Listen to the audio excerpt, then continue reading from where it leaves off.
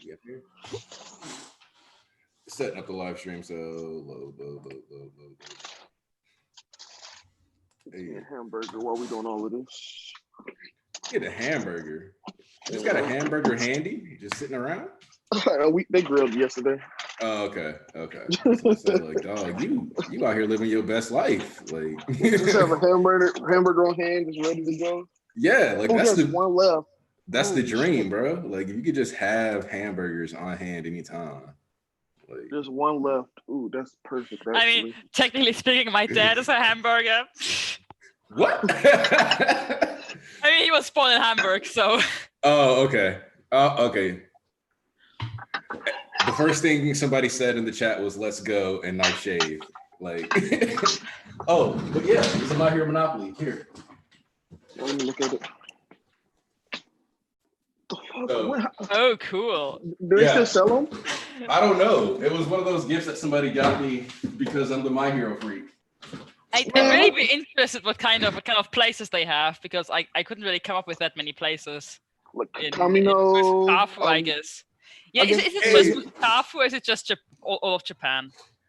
I have never opened it yet, so yeah. Wow. I'm waiting until I get to play my Hero Monopoly game with my friends. Just like I got the My Hero shot glasses too. I think it'll be places like Kamino, USJ. Yes, bro. UA. Yeah. Like just things like that. There's a lot of places you could do.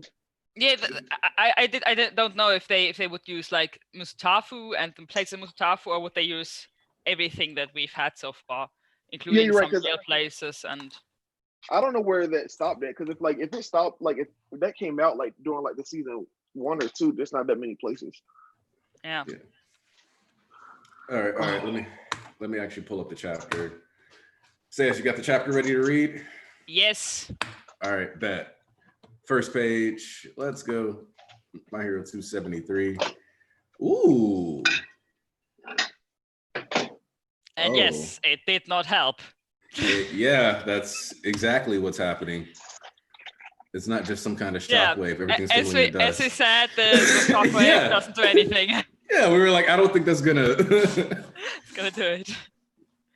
Everything's crumbling to dust. The second half of my fingers touch your neck. Your throat would start crumbling from the skin inward. It turned to dust in under a minute. It's Shigaraki. Heaven-piercing ice wall. Turned to dust in under a minute. I mean, things changed. Things changed. Shigaraki is the Fire Nation. Let's go. Bakugo carrying a kid in his teeth. That's a feat. That's a feat. What? Oh, yeah. There. Is it? We've seen Deku do it before. Because he's look, bro, that's carrying people in your teeth is a feat. It is. It really is. That's jaw strength, bro. Like, what's up at the hospital? Somebody please respond. Endeavor, Ryukyu, bro. Anyone. Hey.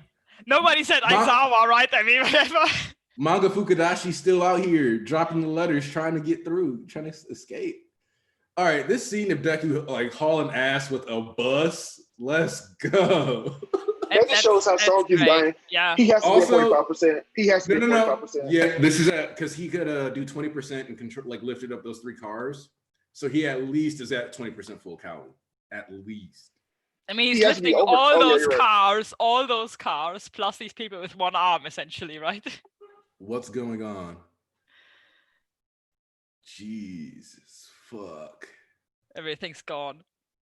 Except for like this machine and where are the mountains? Darn. After the doc went to all that trouble to make more of them, most of them are now ruined. Overhaul would be so disappointed. Oh, what was that? Oh, Horikoshi forgot about the drug. Shut the fuck up, bitch. Excellence came. Excellence to go. Excellence to go. Destroy. Sweet. Guess I can choose when to make stuff decay now. Wait, who said that he forgot about the drugs? After the because like people used to always say that like, oh, the Quirk Racing bullets are a forgotten plot, and like they were just like brought up and like Horikoshi's a bad writer.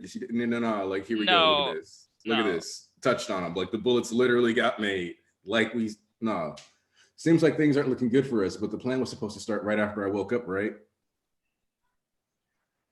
To me, Makia, and bring the others. Oh, this panel. This is when we destroy everything. Oh, no. Oh no. I really hate Shigaraki's face. He's so happy. Like, dude, X's cape on Shigaraki is amazing. It's literally, it's amazing.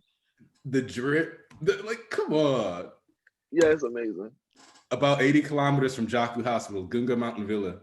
Whoa, just a second. Fat Gum. Hey, Hawks. Okay, Tokiyami came through, still carrying him. There should be medics in the rear guard. Go there. Roger that. You okay, Simmentoss? Yes, I'll bring down that ice mountain in a moment. You jerk, that really hurt. So cubed or crushed, what'll it be? Wait, did the ice actually stop it, or was just? We cut away from that, so we don't know.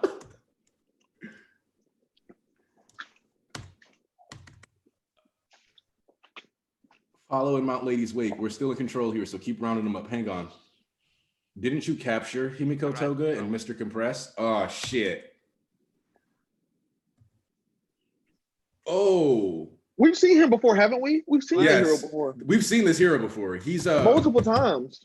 I can't remember if he's with the Endeavor Agency or not, but this is a recurring hero that just got shamed. Yeah, I was thinking that. Like, I think he's with the Endeavor Agency. Huh? That must be. Yep. She really just blitz assassinated like 5 heroes. Mister, where are the others? Dabi, where did you run off to? You're meant to be a lieutenant. Oh, so are you. The whole regiment system doesn't really work when they catch us off guard. Anyway, want to blow this joint? I believe twice was killed. Alas, I tried, but failed to stop her. Even though jumping into the fray was tantamount to suicide, I've never seen little Tolga lose her cool like this. Hard to keep living. I hate Toga's face. I want the world where I can live nice and easy, a world with just the things I love, but you heroes mess everything up. Is that Makia's hand? Yes, holy sir. shit, this is it. Oh! The The intent, look, nah, bro. First off, yeah, this is looking rough. Meanwhile, back at the ruins of Jaku Hospital, let's go. Shigaraki, you're one hell of a wake-up call. Let's go. Endeavor versus Shiggy. That's where we are now? No, please, no, please turn around. No. This is the society we live in, an Endeavor versus Shigaraki society. It's finally happening. Yeah, Endeavor's dying. Ooh.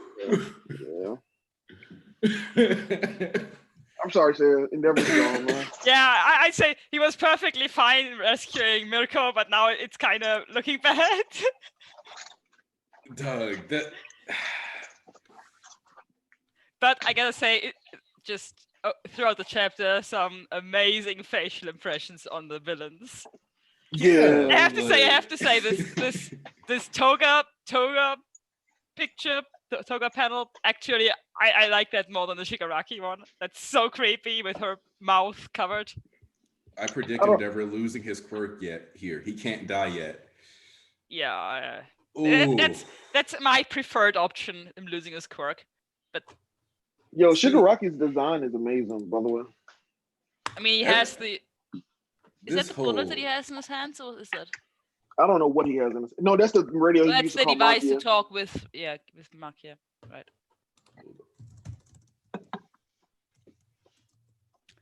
Makia, go back to sleep, please. Nah, it's rough. Yeah. All right. Well, what's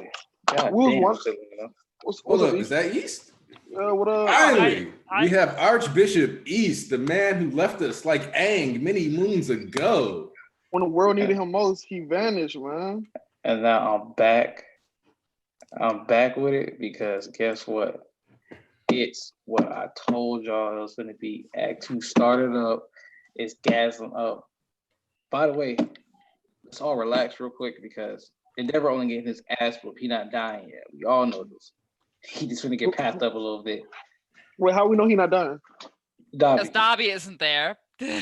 What does that do with anything? But Dabi's on his way there. Makia is literally about to scoop them all up. I'm a bit worried. This is time, bro. Also, this is when I'm getting worried. It's weird because in this imagery, it looks like it reminds me of Griffith and fucking Guts to a degree. like the flowing white hair, except like it's like the wrath of the sun is bearing down on Shigaraki, and he still doesn't care. Like defying God himself. Like this last spread is beautiful. I can't be the only one feeling it. Come on. No, I love it. I told you I No, love it. nice. Shigaraki's my two favorite characters in the series are going head to head. I'm like extremely happy. Like I said, this like I texted you, Aniki. This is no longer just like some science fiction, modern age manga. This is a fucking fantasy manga. Like, did you see that symbolism that they toga deck in front of Maki? That shit to be for a loop. Duh. Like the thing is that like the way Makia's eyes lit up, bro. Like he's so happy, bro. It's a borderline meme reaction. Like yeah. It's about to be over with. But at the same time, it like warns you straight up, like, yeah, it's a wrap now. Like, Yeah. So basically, the next chapter is going to be basically these two duking it out, and by the end, it'll be other heroes pulling up because I feel bad for anybody that thinks this is just going to be a 1v1. I mean, no matter who pulls, they're still getting washed. Ooh. So, Yeah. But it's not going to be a 1v1 like this entire fight. Because somebody pointed out. Wait. You Question from the chat. What if they take Endeavor's quirk and give it to Dabi so that he has like a lower firepower quirk, but in the process, he actually has like not, burning himself alive. I mean, I thought a lot about them giving Dabi some kind of quirk that would negate his weakness, but I think it would be cool to take his quirk and give it to somebody else, but I think giving it to Dabi would kind of, I don't know, replace his powerful quirk with a big weakness with a slightly less powerful quirk with still a weakness. Yeah, but at this point, I don't think he'd be nearly as affected by the downsides to Endeavor's quirk. What if they take? No, sure. I was about to say, what if they take something happens to Gitten, Shigaraki takes his quirk and give it to Dabi. Now that shit that would be raw. That would the combat shoto. Right, that's what I mean. I think it would be more likely to give him some sort of ice, snow, cold quirk, water quirk, some sort of cooldown quirk. That'd be kind of wild if they just like violated the Paranormal Liberation Front generals like that. Yeah. Like, all right. Yeah. Now that I'm like fixed and all powerful, fuck off. I don't need you. Like, but at the same time, I could see it. I don't know. Yeah. So I mean, it doesn't have to be Gaten. I guess there are enough ice quirks out there. I mean, you could take Manuel's quirk, which is a water quirk, which probably work out too. Yeah. The Thrill of Destruction is the name of this chapter too. I think what I like is that. Well, did y'all peep that Gang Orca got his arm shot up by that same nigga? I mean, he took old boy out, but he still got his arm shot up. If you relook at that panel, old boy can put holes. Old boy can put holes in whatever. I don't know how it works exactly, but if you look deep into that panel, you can see the spots on Gang Orca's arm, like it's blood splattering out, something along that line. Hold on, now I gotta find it. He remember, old boy, you thought Gang Orca was gonna get snuck. He grabbed the nigga's face, and if you look at his arm alongside that, it got spots over it. Gang Orca. Right before the Toga and the Makia panel, it should be like right there, right before that. For whatever reason, this just deleted that panel. Yeah, if you zoom into Gang Orca attacking the dude, he grabbed his face, but at the same time, his arm is like damaged because I see what you're talking about. Yeah, and Yoramusha is attacking too. I see what you're talking about now. Yeah. Zoom in. Zoom out before or right before Makia. Yeah, look at the panel of Gang Orca. For whatever reason, this doesn't show that panel anymore to me. No, sometimes I don't know. Sometimes these panels that just take a time to load and then unload again. I don't know why. Yeah, it's page 16. Okay, that's what he meant. Oh, what I missed. Far down. Hey, BG. We're discussing how Orca definitely got damaged in his arm. Ooh. Oh, yeah. Hold up, but there's something else about that too. Is that he doesn't see like the word doom doesn't pop up for him until after. Because that's Makia. Yeah, someone point that's Makia. That shit. Oh, I see. Also, does that make the last chapter 271 foreshadowing, seeing Makia's hand bust out of the ground like this. Because if you remember, like the buildings and all that other stuff in Shiggy's Worldscape had hands just coming out of the ground. Oh shit! I didn't even think of that. Right. Like, Leave it up to Horde, then yeah. I mean, I guess you could say that. Yeah. And the funny thing is that I thought that Makia was just gonna like jump out anyway. So him just sticking his hand out of the ground is exactly kind of where I saw it going. If like Shig was like, "Hey, come here," he was just gonna be like, "All right, bet." And this nigga got bigger again. I'm trying to see his max size, bro, because this shit gonna be OD. This man is going to be a mountain. Damn, so that means Kamui was finna get some gold shine up in this bitch. Kamui gets a headshot. because He get it folded. Don't say that. No, because Mount Lady finna die. So I mean, wasn't it? So you know. Ooh, Wasn't it Rex who said Kirishima was gonna take him out? As an adult, I think so. In the future, yeah. Oh, that's it. I can't wait to see that. I can't wait to see how that goes. Yeah, Kirishima dying. Hey, who said it was solo? Who said it was a solo match? First of all, he's just gonna be the lead man in it. I'm just saying, Kirishima's still gonna die. Kirishima has a lot of growing to do, But he gonna die. literally and figuratively. I mean, it makes the most sense narratively because Kirishima and Minato were the only ones that saw him in the backstory. Mina. What you mean, Minato? Nina? He's also Mina. also Kirishima is the crust of Class 1A. Not that I would like needlessly slander him. Yeah, okay. He's the I guardian. immediately jumped to you thinking something negative about him. Shaking my damn No head, reason man. to now bash Kirishima for no reason. No, not that Kirishima gets needlessly slandered. Just that he's like the chivalrous, I'm the hero, blah blah blah type. Yeah. And so yeah, you can just kind of see him dying, being the one that dies if somebody from Class With A a lot, dies. with a much better hero name. Just saying it. Oh, somebody said, what if Makia brings twice his corpse to Shigaraki as well? Oh, he most definitely is. Oh yeah, he's snapping. Also, Does he? I'm gonna point out that I reread like the last 12 chapters, so like the start of the hospital invasion and on. Yeah. First off, it's gonna be really nutty to like watch that week to week because it's gonna be like 2 or 3 of those chapters in each episode. But then also, the Dobby scene is gonna be hilarious. Like, I'm sorry, it's supposed to be really serious, but the whole "hey kid, look at this guy, he killed him," like it's like, "Hey kid, you want to see a body?" It's like that. Man, Yeah, like like fucking Moody. boys in the hood. Hell no, man. Like, Hey, you want to see a dead body? Hey, look to my left. he pulled up like a second grader, bro. I'm just saying. This shit upset me. Does Dobby see Todoroki before he sees Shoto before he sees Endeavor? No. Because they can't stop Maki at all.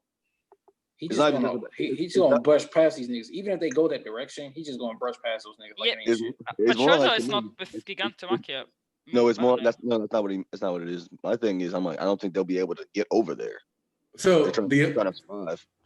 the other thing is that we don't know which way the hospital and the mansion are 80 kilometers apart. I never know which way anything is in my thing. Well, that's the thing. So like Horikoshi has, I think, intentionally been vague about this Yeah. and like hidden that information where we don't know if like the direction Deku is running right now with everybody to escape the hospital is the same direction that Maki is going to come from.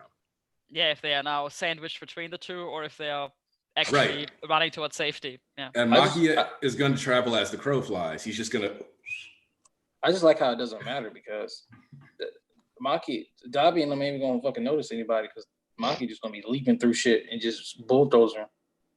Yeah, but that doesn't mean that Deku and them won't try to like do something and end up having to get folded, which could end up being the one thing that keeps them safe and like live through this arc is Maki beating their ass. And I have to say, Shoto has some of the more noticeable quirks if he tries to do something. I mean, you tend to notice a huge ice wall, even if it crumbles down immediately. Yeah. Or if he tries to use Flash Freeze Heat Wave. I didn't get to watch your whole live reaction. Did you point out how when they said during the double spread, when then Burning called Endeavor's name and Dragon Lady, that it focused on Neji Ray and Shoto at those exact moments? Yeah. Yeah. I was just a bit disappointed nobody said Aizawa. I mean, Well, the thing that it's like it focuses on their teachers, which I guess you could. Ooh, no. Wait, no. See, yeah, on the internship or work. Actually, something You I could- just thought about. There's something I thought about. Wasn't which one of y'all was it that said the next time that Dobby shows up and if he's in the same place as Endeavor, you have to start worrying about Endeavor? That's Dustin. Me. That's That's that was me. that was me Oh, that that said was- that. Oh. Well, I said that, but like no. those two were arguing. Well, I mean, well, you know what's about to happen. Yeah, like Yeah, as I always said, as soon as Darby is on the same place as Endeavor, I get worried. like also Yeah. the fact I mean, Go ahead. Shigaraki decayed that with gloves on, or his fingers are now black. Because he didn't grow his fingers back like we thought he did. no, they are gone. So yeah, like he's just randomly wearing gloves Yeah. coming out the What do you machine. mean? Like look at his Look at his I'm looking hand. at it right now. I see what he's talking about. and page like 8, like look at the page 9, I think. Page Like 9. his hands, like his fingers are just randomly discolored. Yeah, but the Hey, other man, that's the two he that's still good. has, but is it the two that are gone? Yeah. You don't see the other that's two. right there. Which I know also we know that in I think last chapter we saw him just having 3 fingers on one hand. I think I remember that vaguely. Also, it he was- said he has- could choose what to decay. No. Mhm. Yeah, that's also something I want to mention, that he like the immediate area around him is actually looking more or less fine. If- Yeah, because he chose to do that. And you go, BG. This is weird though, because if he can do that, does that mean he can choose what actually gets decayed, or he can touch it without decaying? I don't think he both? can. I Does think- it? Because I'm looking at that's why I'm confused, because I'm looking at the picture of him with the phone, and he says, "Sweet, I guess I can choose when to make stuff decay now," but he's still picking it up like he can't touch it. I think Maybe it's a force force to of habit. habit. Because you know how Horikoshi does details. It's like, imagine you write with your like you write in your whole life. So it's like, okay, oh shit, I can kind of write with my left hand too. So, but you're automatically gonna use your right hand because it's your dominant hand. It's just like people got certain habits. You do certain things when you do what you know. That if he were to do that, it wouldn't do nothing. But yeah. Yeah, so it's like Horikoshi does details. So it's like that's a constant habit he's always done his entire life, like the past 20-something years. So that's kind of hard just to stop when you want to stop. Dustin sent me a message that said, "Oh shit, it's Sunday." Bro, this nigga had a 3-day weekend. He don't know how to act, man. I'm actually off the next 2 weeks. I actually kind of hope that June 12th we're on break, because I won't be in town, because I'm going up to sit on the lake with rich people. Well, I mean, you said for 2 weeks, right? Yeah, in 2 weeks. Then one of those weeks you should do that power scaling stream. Well, I'm definitely okay. So first off, if we're gonna do the power scaling stream, I'm gonna need y'all power rankings, and I'm gonna need 2 categories specifically. I want your top 20 in the verse, and I want your top 10 students. Oh, Okay. okay. I can do that. So Yeah, just- in the verse, Okay. including the students, then in the verse, including the students. Okay, then, everybody. in the verse, including the students. So like if you personally feel that Shoto is like number 9 in the verse, Boy, what go the- for it. East, I didn't say that. I'm saying like if you feel that strongly that like you can argue that one of the students is a top 10 contender, then go for it. I can't argue any of the students are top 10, except. In fact, actually, that's a better question. Does this include current? Is this current or story on the whole story? So I would say current, but we haven't seen like what Shoto and Bakugo can do. We've seen Deku's growth shoot all the way up to 45%. So it also kind of depends on where you feel 45% Deku is at. No, Well, the question I when I think said- is, when- does All when I Might said- still? Oh yeah. You can use stuff like so All Might and Yu-Gi-Oh! And shit like that. the other 2 important rules are you can use like healthy versions of characters, not All Might specifically, I would say, only because like there's a lot of question marks of what a healthy All Might looks like. He's Even number though- 1 regardless. So Yeah, it's like one of those he would automatically become number 1 because based off what we saw. From Basically take Superman out the equation. We don't need that shit. take all for one out as well. Well, yeah, they go hand in hand. So if you got one, you got the other. So the other thing that I'll say that for the sake of like discussion that I want to establish is that high end is just one spot. Like don't try to use like 5 high ends. Like just based on what you've seen of high ends, what would you put like that concept, like that character, like boom, that's like your ranking for the high Number end. 6 to 15 high end. Yeah, because like high end, like they all perform at like the similar Yeah. comparable levels. So it's I just mean- like I one mean, high you end. could say that, but I mean, I don't know. Lady was putting in the most work. Oh yeah, woman was definitely emphasized, but like we didn't get enough for me to cleanly put her over like Hood, for example. Because you also got to factor in that like Hood had flight too, so there's other. But the reason, Actually, I think the Fukuoka high end seemed strongest. well, the issue is that Lady just happened to survive longer than everybody else, and I think she stabilized faster. So we have no idea how strong she would be in comparative to everyone of all the other high ends if everyone was fully stabilized. That's the I think real she issue. might have been just smarter, to be honest. I mean, She might have just been smarter.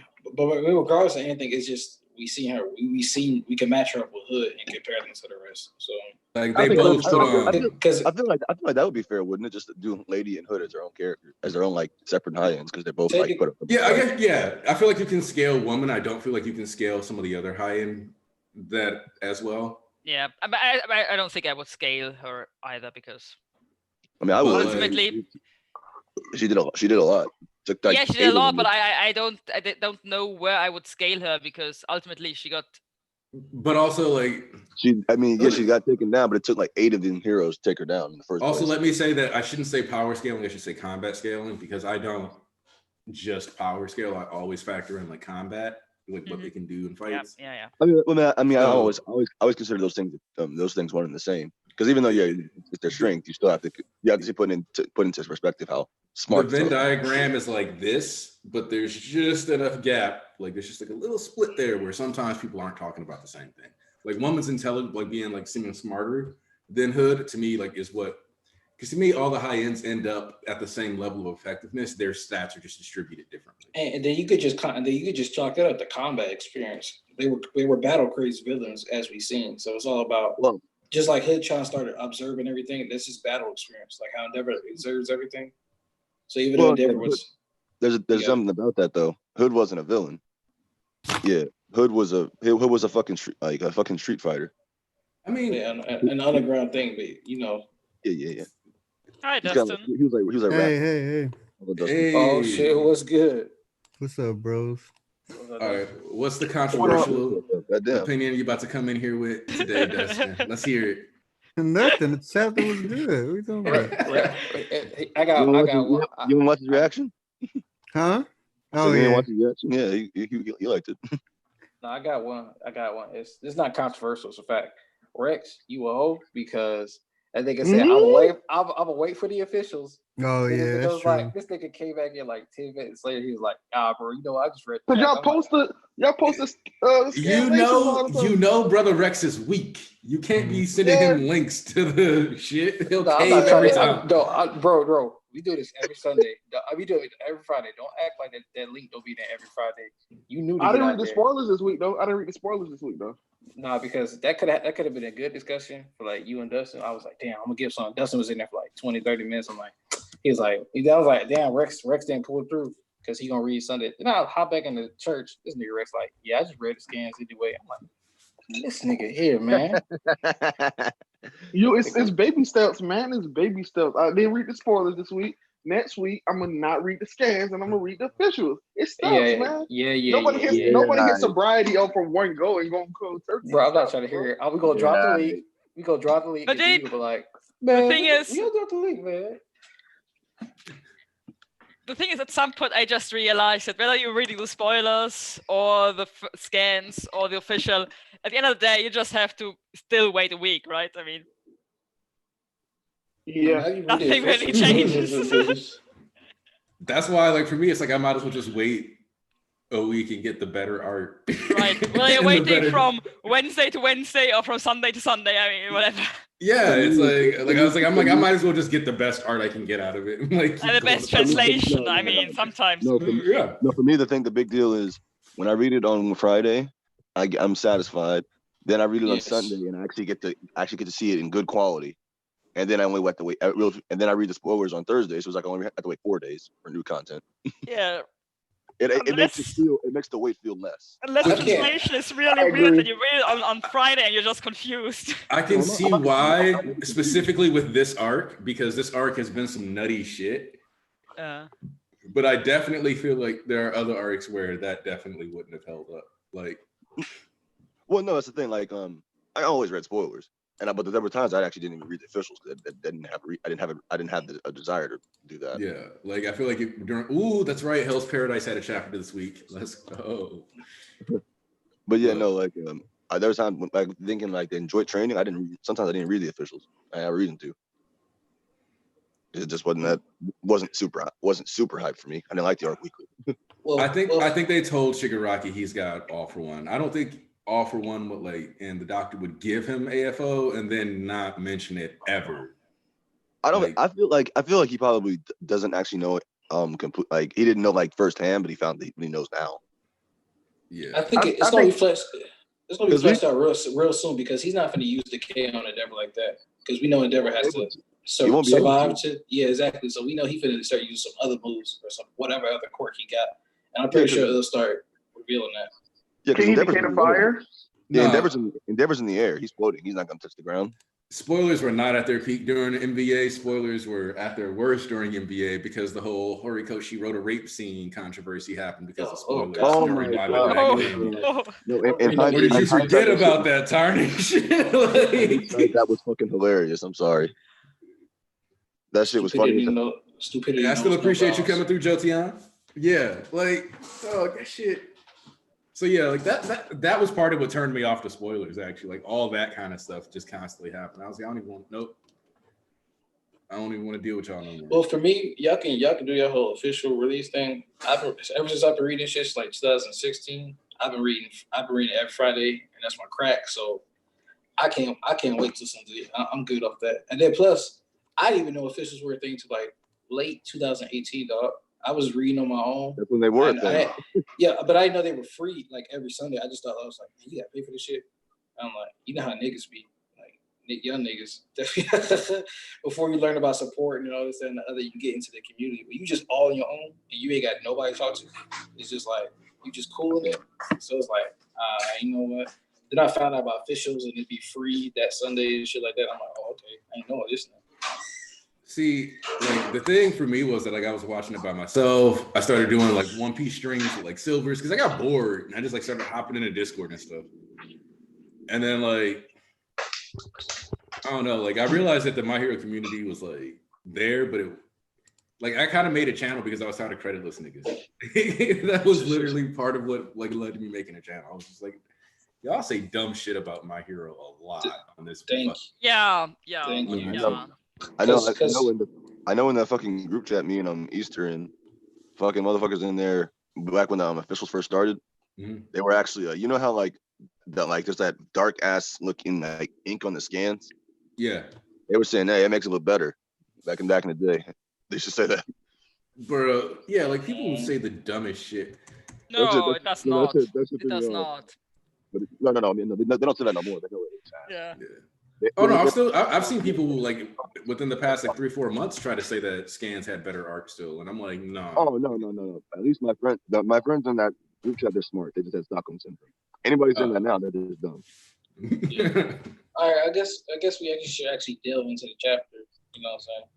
Actually get into it. Like we could just plenty of things to talk about. Like before we talk about that serious stuff, let's just talk about how my king got the drip. That nigga got the gold chain around his neck with the red cape flowing. I said, "Damn, this is a welcome party, huh?"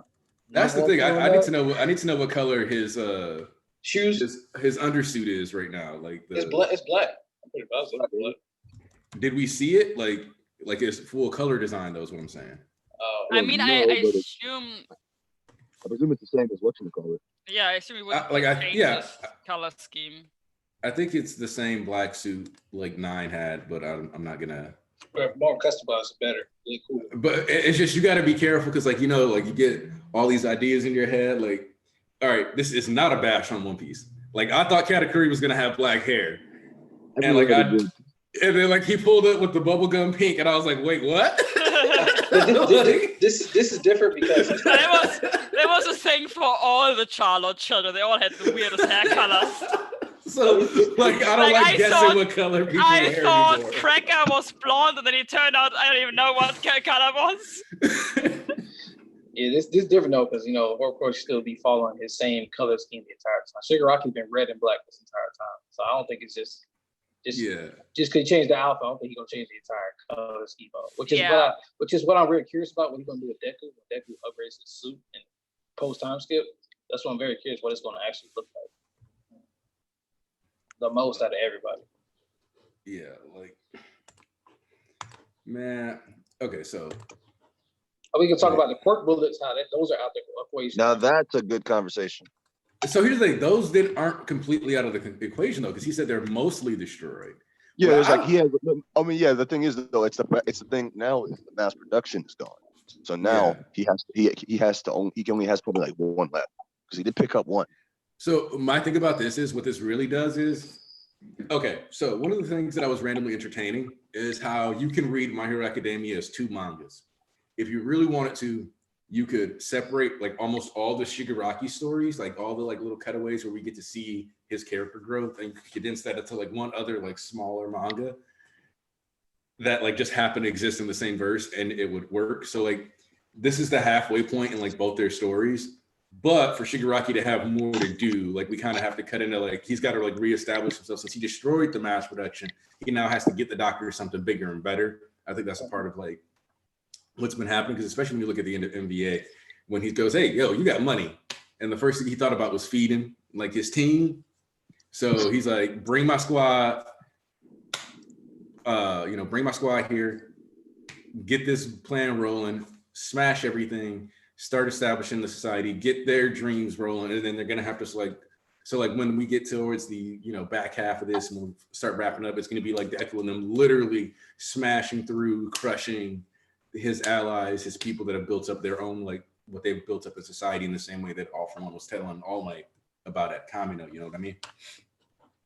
Yeah, because when we get to that shit, because that's what I was thinking about too. I was like, if he's decaying all this noble and this and that, I was like, okay, they're just gonna have to rebuild. And I think this Hulk's production on certain other stuff, that means the end game is really gonna be some crazy ass shit, because we took all the nobles and the quirk bullets now, so that's really gonna be highly relevant even more later on. So right now it's just the villains going at it. Hold up. Somebody asked if Toga's going to be giving Shigaraki's cape because she's a little girl in pain.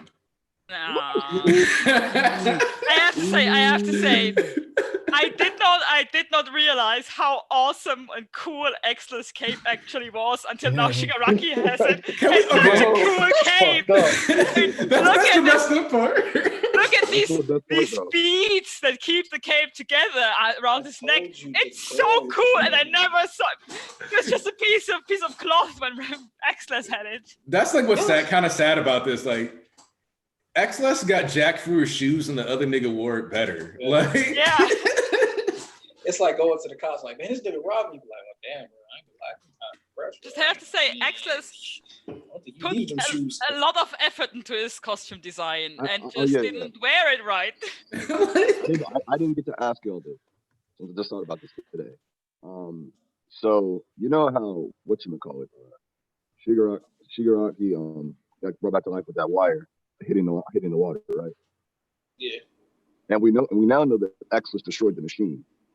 Are those two things mutually exclusive? Yeah, you're right. No.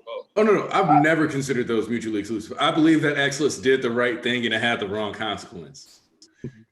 Well, the machine was the quirk erasing bullets, right? Yeah. Well, I think he put a hole in the quirk erasing bullets like that we see there. Like, I think he destroyed that as he was getting decayed. And we got Ian in the chat. Let's go. Hello. Can you hear me? Yo. Yep, we hear you, Hello. Ian. Hey, I can be heard. Cool. How are you guys doing? All right, I know you've probably been excited. It's been a while since you've been on. Yeah, I've missed it.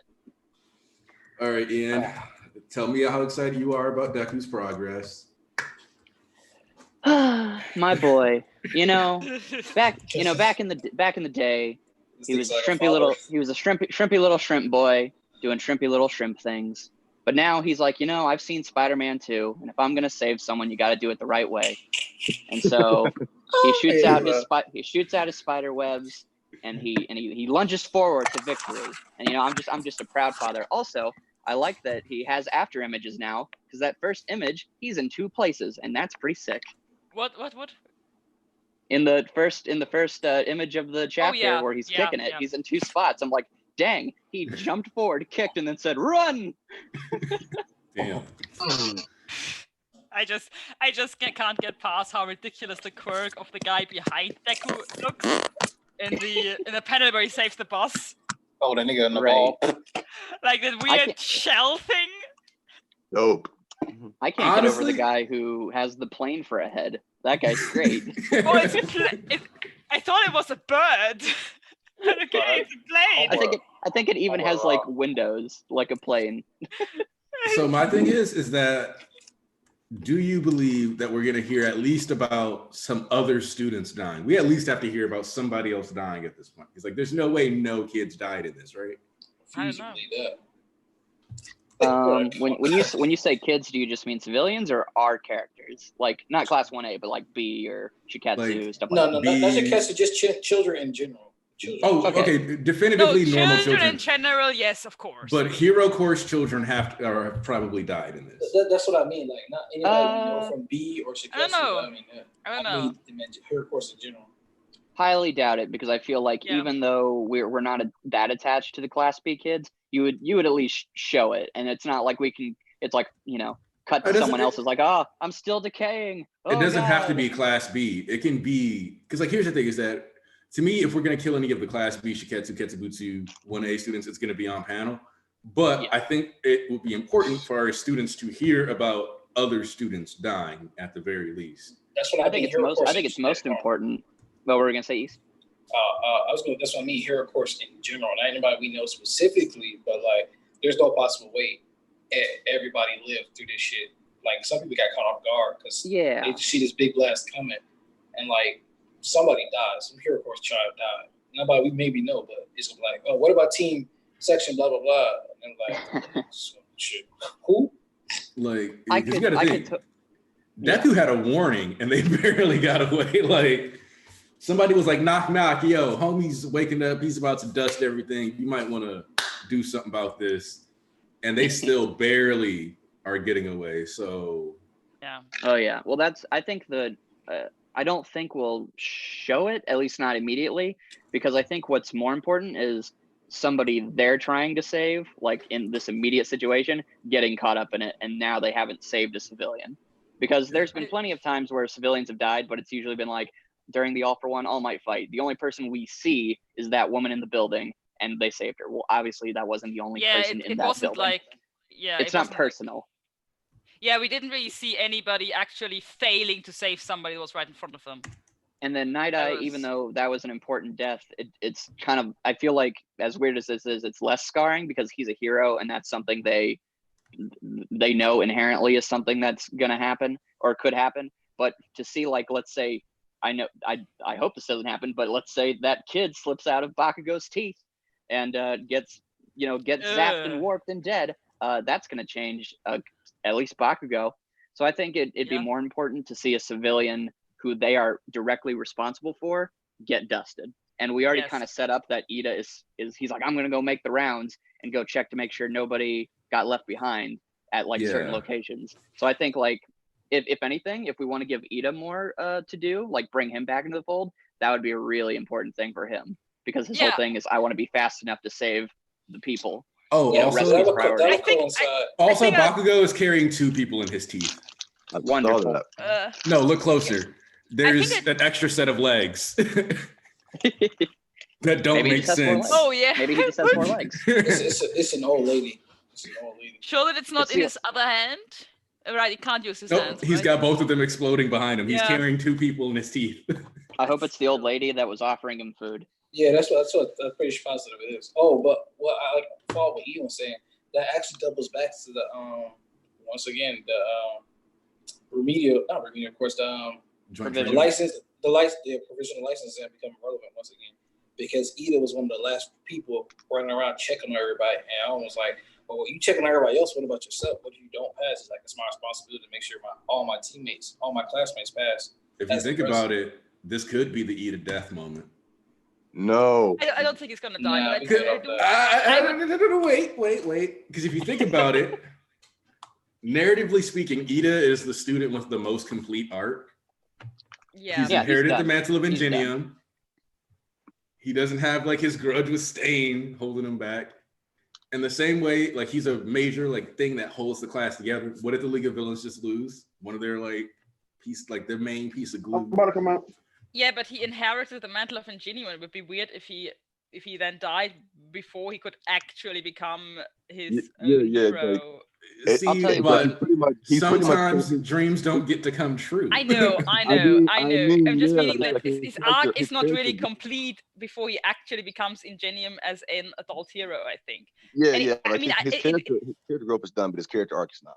It could happen, but I think I would really like him to what Ian just said with the Because somebody dying in front of him, because we have seen so little of Ida actually character. Yeah, progression that's the for a thing. long You time. can't kill him off. You can't kill him off now because you have not reestablished the audience's care for him. It's the same thing with All Might, where All Might needs that scene with Aizawa where he's like, "I've chosen to live. I want to be with my students." Like if All Might dies and we didn't have that scene, then you've wasted a lot of time in between where you haven't rebuilt the audience's emotional attachment to All Might. first So off, now- if the audience now betrayed Horikoshi- All Might that quickly, I'd be hurt.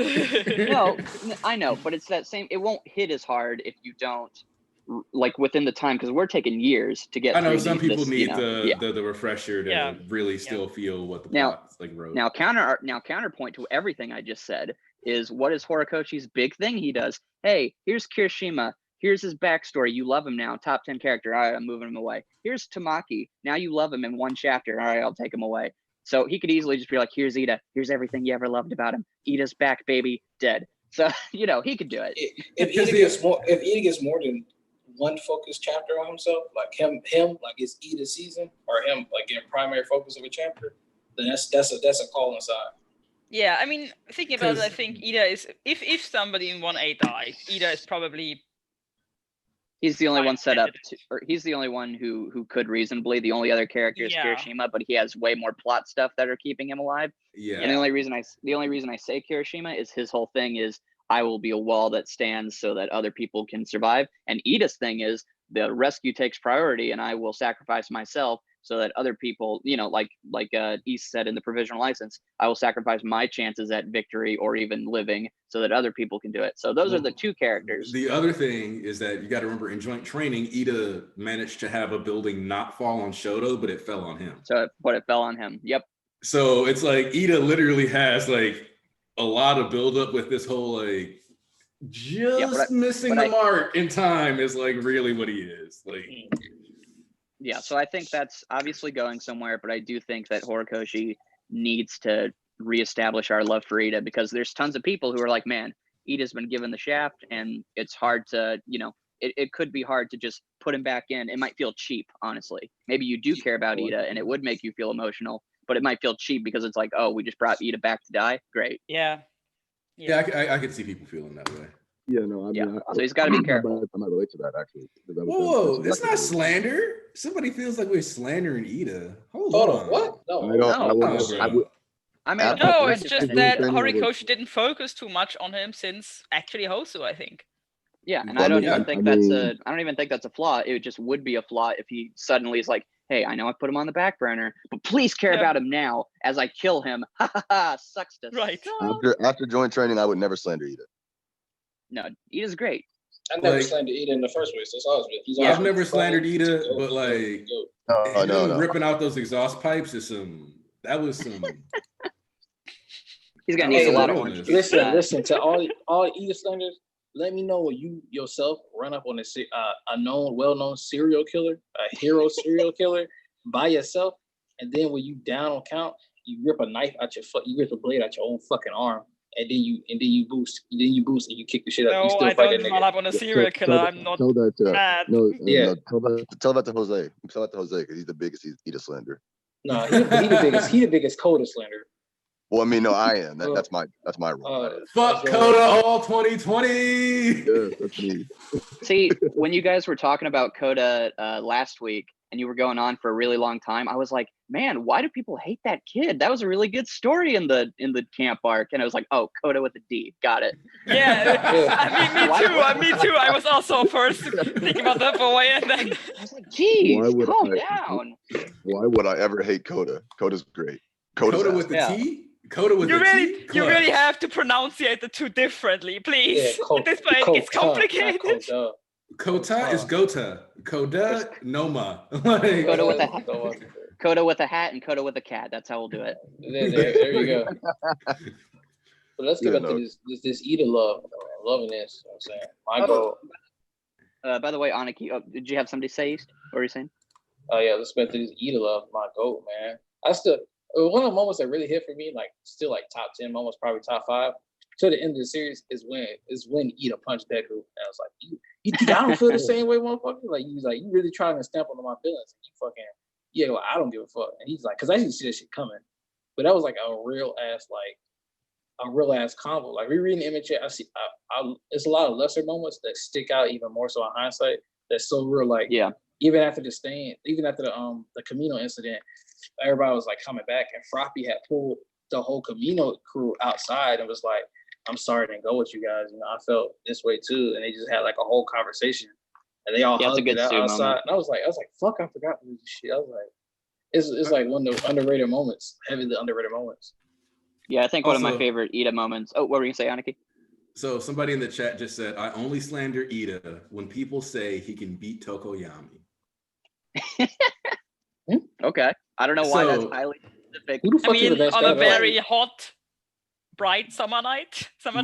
My question is, do you guys feel like, now I'm curious, do people feel like Tokoyami just stomps Ida?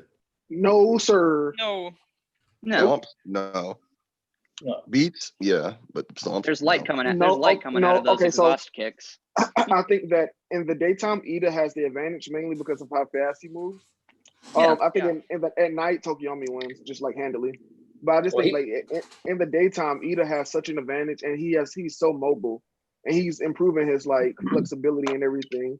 So I just think that Ida in the daytime is just a better. You don't think Recipro Turbo burns bright when he's got like flames coming out of his exhausts? I do. That's what I'm saying. Those are some bright. But it's I'm just saying at night. It's on the back burner though. So it's like if it was direct light, on him, then it'd be that's a direct kick to your face. Unless he's gonna be doing some back airs and shit. I don't think it'll matter. He can, but so that's what I'm saying. It's like Ida is constantly improving. Like, so I think in the daytime, Ida has the advantage. Mm-hmm. Like Tokoyami can win, but I just think it's an advantage for Ida, especially with that's fair. Him able to use Reciprocal burst for like. I know it's probably increased, but like from the last time we saw 10 minutes straight, it's like, bro, he's hella fast. And he's incredibly fast. He's incredibly fast. Yeah, he's faster than Gran Torino. And my thing is, the other thing to remember is that in like an urban combat setting, yes, Tokoyami can fly, but at this point, I can't see Ida not being able to kind of like speed jump up buildings or like run. Man, he can run a walls, man. I feel it. Anyway, he has to be able to like kind of do something to like kind of equalize that. So where did Ida train? Which hero is he under? He was with Manuel, and that was more about learning how to. He's still with Manuel, or is he still with Manuel? Yeah, he's still with Manuel. Did you call him a C grade waterbender? Oh, you fucked up for that. I mean, bro. kind of. Kind of. Thank you. Is he wrong? He's not, because I think in the Ultra Analysis book, it literally gives him C's and everything. I think in the Ultra Analysis Yeah. Hey, Aniki, did you know what the controversy this week was for the scans? Oh God, what was it this week? It wasn't terrible, but it was disconcerting. Eating children. It was basically that in the scans, Shigaraki's like, well, the bullets are done for, as in like all of them. Mm-hmm. And so people like in discussions were like, oh, so Horikoshi's just dropping the bullet plot line. So you mean that dude with the side? You mean the dude with the side? It's hard. Why do people keep thinking that fanlations are going to give them the proper like understanding of everything going on in the series? Hey, I mean, hey man, they do for me. Can you Horikoshi doesn't be on Twitter, but can you imagine getting a chapter 2 days early, like not knowing scans exist, and the niggas ask you questions about something that's not even out yet. You like, what the fuck are you talking about? Or not only that, having the wrong information. Because you know what? You know somebody's like literally directly tweeted Horikoshi about like the toga rape scene, and he was like, he's like, man, I'm 2 weeks ahead. Did I write that? I'm busy. He's like, what? He's like, I definitely don't remember writing a rape scene. What did my editor? Like, yeah, I'm pretty sure I kept the bullets. Assistant add an extra scene or some shit. Like, no.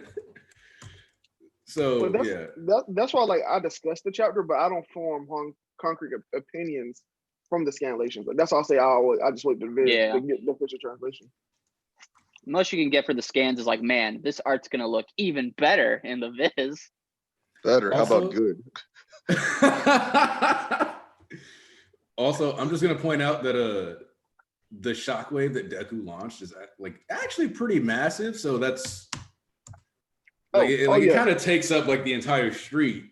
So I think it's on. This may sound crazy. Remember when Bakugo and Deku were fighting All Might? I think it's on. It does remind me of that attack. I think it's literally on that level.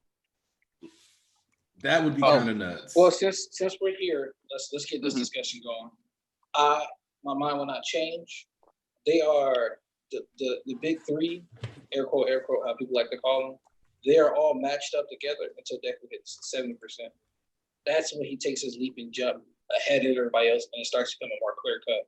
Until then, I'm on the notion, not changing my mind. I'm on the notion that until Deku reaches 75%, like full cow or like full cow, that's when that they're all still matched up. Like a fight can go either way with an edge out. Thing is, I still think right now Bakugo's stronger. Yeah, same here. That's what I'm saying. Like until he reaches 75%, it's not clear cut that like Deku's. I'm definitely gonna have to see Bakugo fucking his growth before I start saying that, because that's just going off of like, oh, well, I think that it wouldn't work with the narrative. I can understand what you're saying with that, but I have to see proof. I have to see proof before I start saying that, because I have no reason to think that. The thing is, I really hate that part about Deku's progression, that there is always in the back of the mind that as soon as he hits this percentage, if it's 70 or 80 or 100, he's gonna beat them all. I hate that. Oh god, he's not gonna fight other heroes. No. Yeah, exactly. That's like the one upside is that it won't matter. Like we'll never have. It doesn't matter. This is my thing. This is what I always say. This is what I always say. It's like, okay, it don't matter if Deku's gonna be a god, because guess what? Shigaraki's also a god. Gantamaki is a demigod. It's like Deku. You can say what you want, but guess what? If Shigaraki has to fight Deku, then he can't go nowhere. So if I got 5 high ends all around the city, and I got Shigaraki put on Deku's face, what the fuck is Deku gonna do? Nothing but fight Shigaraki. No, it's beyond that what he needs to. It's just that there is such a futileness of the rivalry between him and Bakugo that I don't necessarily think so, because their rivalry doesn't necessarily have to be about them fighting each other. No, but at the moment it's definitely about Bakugo wanting to be stronger than him and wanting to remain stronger than him. Yeah. And essentially it's a losing battle, and we know that, and that's kind of. I mean, I feel what you're saying. I find that somewhat sad that we're essentially watching this losing battle, and we're. I think that story-wise, right, there's precedent within some manga for keeping them really relatively close for a really long time, where we don't have to feel too bad about it. As far as its impact on the story, I don't know if you've read D. Gray Man Says, but I've started, but then I didn't have time to finish it. Kanda. There's no point in the series where I feel like Kanda's just like better than Alan, or like Alan is better than Kanda, or vice versa. I always feel like they're straight up just kept in the same power level, like ballpark. Yeah, sure, but that's within this series. But we always know that Endgame, like when it actually matters, when they are adults, it's gonna be over. There's not gonna be. Of course, as long as they are in school, as long as they're training, fine. Everything can happen. But as soon as he's adult, it's weird. It's like saying that this is the goal, and this is the guy that wants to rival this goal. But we already know that he's going to reach the goal. So all this is kind of just. I get you. For drama's sake. I don't know what you're saying, but I'm just questioning why would that matter if it's in game. Yeah, like to me, I've always said that if you're at the end of the series, I don't think any of that shit really matters, because it's like we're not gonna really get to see how all this shit plays out after the fact anyway. So I don't really think it really means much to the audience. No, but we know, but we care for the journey there, and if we already know not just because it's a show in the manga that we expect it to happen, but because it seems to be the only logical conclusion that the journey will lead to the goal, and that the other character's journey will not do that. It's kind of, I don't know, it leaves me with kind of a bitter taste. I think it works out okay. Can I just say what I was gonna say real quick? Yeah, you go, please. Yeah, I get that concern. My thing was just more for people who are just like, ugh, how if there was another sports festival, how is Deku gonna fight everybody? That's just a water. It's like, well, it's never gonna happen. But as far as like Bakugo's thing, I think the series has done a good enough job of showing that Bakugo's view of what a hero is inherently flawed. So I think eventually he's just gonna grow out of that the strongest mentality, and it might not matter on that level anymore. I'm also gonna just point out that one of the things that I like about Bakugo's power specifically, and like Shoto's power, is that they're specifically designed to be powers that scale very well. Yeah. Especially with Bakugo's explosion having the fact that Newtonian physics actually apply to Bakugo's explosion. Because if you remember, 5% full Cowling Deku tried to blow up the gauntlet, succeeded, but also temporarily dislocated his shoulder. Yeah. So as like, if we ever see Bakugo throw out an explosion that is taking up the same amount of space as like the St. Louis Smash Air Force we just saw, then we know that it's saying his physical durability is also that high. MHA is one of the few series that actually properly scales Newtonian, whereas a lot of series don't really do that for real. People think they do, but they don't. I actually think that so far, and still I think Bakugo's physical endurance is probably higher than Deku's. He's been training longer. What was your point? Yeah, so basically, so I can see a lot of people didn't watch Aniki's video on who the true rivals are between the big three. No, I watched that. But it's more so. It's definitely more Bakugo and Shoto. Why? And then in the fact that they have to become. There's not going to be the number one or the strongest. By the time they get to this end of the series, Bakugo's is people focused on the ranking and power of it rather than the ideals, what MHA is based off of, what the ideals are of the entire series. So Bakugo coming into a new person and actually becoming friends with Deku by the end of the series is not just going to be like, yeah, I'm number one rank. No, they build the entire society down. Then they have to build it back up. It's not about being the strongest. It's about being heroes in general. So it's not about power. It's about who you are as a person, what your ideals mean to you. So it's not just about the power of this. It's about who you are in this. That's what I think more so. It'll come to the end. So even if Deku might be the strongest air quote physically or whatever, it's all about, but did you say this mean, or I got my pride about myself. I got my wins. I got my W's. What you do is what you do. It's okay. At the end of the day, I'll still be one of the top heroes to ever be praised and go down in history. That's more so how I see Bakugo in the end game. So it's not fulfilled. Yeah, I don't think he's gonna stay on like a Vegeta path where it's like, no, I really want to be stronger. Dang it. No, of course. That's why I don't find it that bad. It's just I just find it somewhat weird to have like three characters that all kind of want to at the start of the show have like the same goal, and to already at the start of the show have it basically spelled out that this is not going to happen, and we know exactly what's going to happen. Shoto never wanted to be the number one hero. Todoroki's goal is different now. He doesn't care about being number one. Yeah, he stopped caring about that after Sports Festival. Yeah, but exactly. At the start, he kind of said that. No, he did. That's the thing, though. All of their goals are going to change. Even Deku's is going to change. So I don't really think that's really much. Because okay, so first off, one of the things that's important to remember is that there won't be a number one hero at the end. I was about to say that. It's going to be like hero teams. Like hero teams are still going to be there. There will be a form of a hero system. But I think the billboard charts are going to be dead. Yes, they'll still be compensated. Yes, depending on how much work you do, you'll be compensated. But I think the whole marketing aspect of heroes is going to have to take a major backseat. And you'll still be able to have this Deku brand towel. That shit isn't going to ever go away. Yeah, you can't get rid of that. But the focus of it, there won't be an Uwabami who was for your hero work study or internship, I'm gonna real quick pull you in here and we're just gonna do commercial. That's not that shit is dead. That's what's gonna happen at the end of the series, I think. Yeah, I've always thought of I've agreed with the theory that I've seen where the reason Deku's the greatest hero is he inspires more heroes, because that's kind of been Deku's shtick for the whole series. Yeah. And so I think that he's going to inspire a generation of everyone is a hero. So it basically like simplifies the hero to like, no, like, you know, at the beginning, you two can be a hero. It's like, no, literally everybody. We don't need a world where little boys like Shigaraki walk around and people are just like, some hero will do it. Like, no, you need to take responsibility. You need to use your quirks for, you know, la la la. To where I think he's going to build up a society full of hero, like a true hero society, where everyone who has at least some good bone in their body is willing to try to look out for someone and feels empowered to do it, not stifled because we have someone like All Might or because we have overpopulation of an official role as a hero, you know? Yeah. Actually, I want to touch on that too, because actually now I'm thinking about it, in the official rereading the first chapter, he just said how I became a great hero. Not the greatest, essentially. You just read it in the chat, right? Who? Somebody just posted in chat. Oh, see, Just look. the timing was very suspicious. But in like the Japanese, I can't he double look at says anything else. right. But in the Japanese, like in the anime, he says "Psycho no hero," which is greatest hero. Yeah, but you know, I'd rather go for.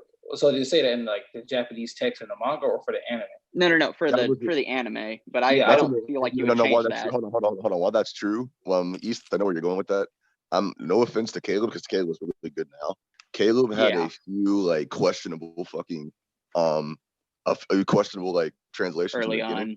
Like a good example of such is one where like fucking Stain is walking up to them after he got beaten, and he says, "I have to regain my hero status." Huh? Excuse me? Yeah, that's what he That said. changes everything. Yeah, that changes everything, but that's not what the character's about. Or one of my favorites is during the Shoto versus Deku thing, where Deku, like in the anime, he's just like, you haven't managed to put a scratch on me yet, and it's like this cool moment where it's like, I've been damaging myself, I've been putting all this work. But in the manga version, he says like, I still haven't put a scratch on you. And it's like right after he's been calling out Todoroki. So it's like, Todoroki, you need to get stronger. Todoroki, you need to fight me with all your power. Also, man, I've done nothing to you, man. Come at me. You didn't touch me one time. Yeah, but in the anime, that's why I always, for the early stuff, I look at the manga and then I look at the sub for the anime to compare, because I feel like that's usually closer in the early parts. Also, something that I'm just going to point out, this isn't related to the translation note, just me looking at the chapter again. Dabi actually looks kind of sad when he looks at Toga's like rampage. I told you this nigga care, bro. I don't care what nobody say, bro. This nigga care. He just be talking shit, bro. Like, it's like, what you expect him to do? A nigga that burned his own body on a daily basis using this quirk. You expect him to rage out? He even said, I can't cry because, like, he even said, I can't cry. My tear ducts are fucking burn.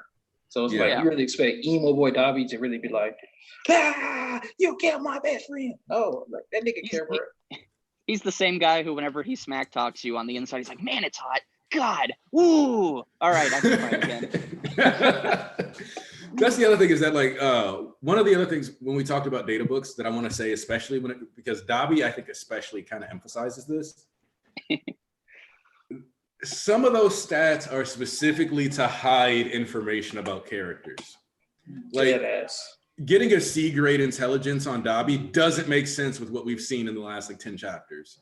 From him saving his like blast to make sure that he had more to bait Tokoyami, you know, like running away just in case. To like shit since the start. That nigga sent 2 doubles out to Aizawa. Right? So what you're saying? I was gonna say, did you say a C grade? Yeah, C grade. C grade in intelligence. So Dude, you think they gave him that because they don't want us to know he's a smart nigga? Yeah. Like to a certain degree, it's like because like the other thing is that if you're like, oh, because especially with the joke of his mystery stat being so high, it's like they're blatantly like not showing like all their cards with like certain characters. I think like it's like based off what we've seen from this, like you can tell this, but like especially with the villains, it's kind of like how even Shigaraki's stats were like confusing or like a little off until like MBA, and even then, like beyond. Well, Horikoshi even said early on, he's like, originally I didn't want to do data things for the villains because I wanted to keep them mysterious. I've now realized that's stupid, so here's their data stuff. So, so maybe he's just still keeping that. The thing is, data books. I've always said always use data books as a reference, not a fact, because there's Yeah. Yeah, like the like you Naruto can't- data books. The Naruto data books have a whole bunch of out there shit. So I don't even trust that shit. yeah, that so like with My Hero, I haven't seen a bunch of stuff yet in the data books where I'm like, what? I mean, some of those stats had me scratching my head. Yeah, some of them. Some of them, but then when you contextualize it, some of it is just like information that's being withheld. It's like, okay, Just like with Geek, and I think his shit was like. The reason I don't vibe with these data books to the way I should be is because of the fact that some of them are some of the fucking like things are so vague because on one hand it could apply to this thing, but with another character it could apply to another thing. Because you're like I said, we talked about this before. When he talked about power, there ain't no way in hell that fucking Todoroki has like S rank strength. So we're clearly talking about his quirk. But I can't remember there's another character who has S rank whose his quirk isn't that strong, but he's strong. So it's like, and he has S rank powers. Like, how the fuck? Yeah, we It talked about that. I don't remember who the other character was. Yeah, I think MHA. Oh, what were we gonna say? Shoji had like a very high ranking in power, which I found weird. That's what it was. That And I'm nigga like, got ain't like no way in hell he got S rank power. Unless that nigga got diabetes now. The only way he'll have fucking S rank Yeah, power. because his power should be based on how many arms he has. He can just make 1 billion, you know. So, Yeah, Well, I 'cause think one thing. Or You go. Shoot yours. I was gonna say the one thing I will say about the power thing is like, yes, Shoto may have like a high power like when it comes to DC like mass damage, but if Shoji punches almost anybody, they are getting fucked up. So it's like, Yeah, yeah, but like I don't think those things compare. I don't Yeah, think his quirk. I think that if Shoji hits you full force trying to kill you in the face, his power is comparable then to a nigga using ice and fire.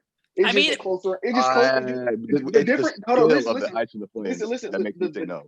The difference is that one power is specifically for close range combat and physical blunt force, and the other one is just like AoE firepower. That's the only difference. But it's still Yeah, extra.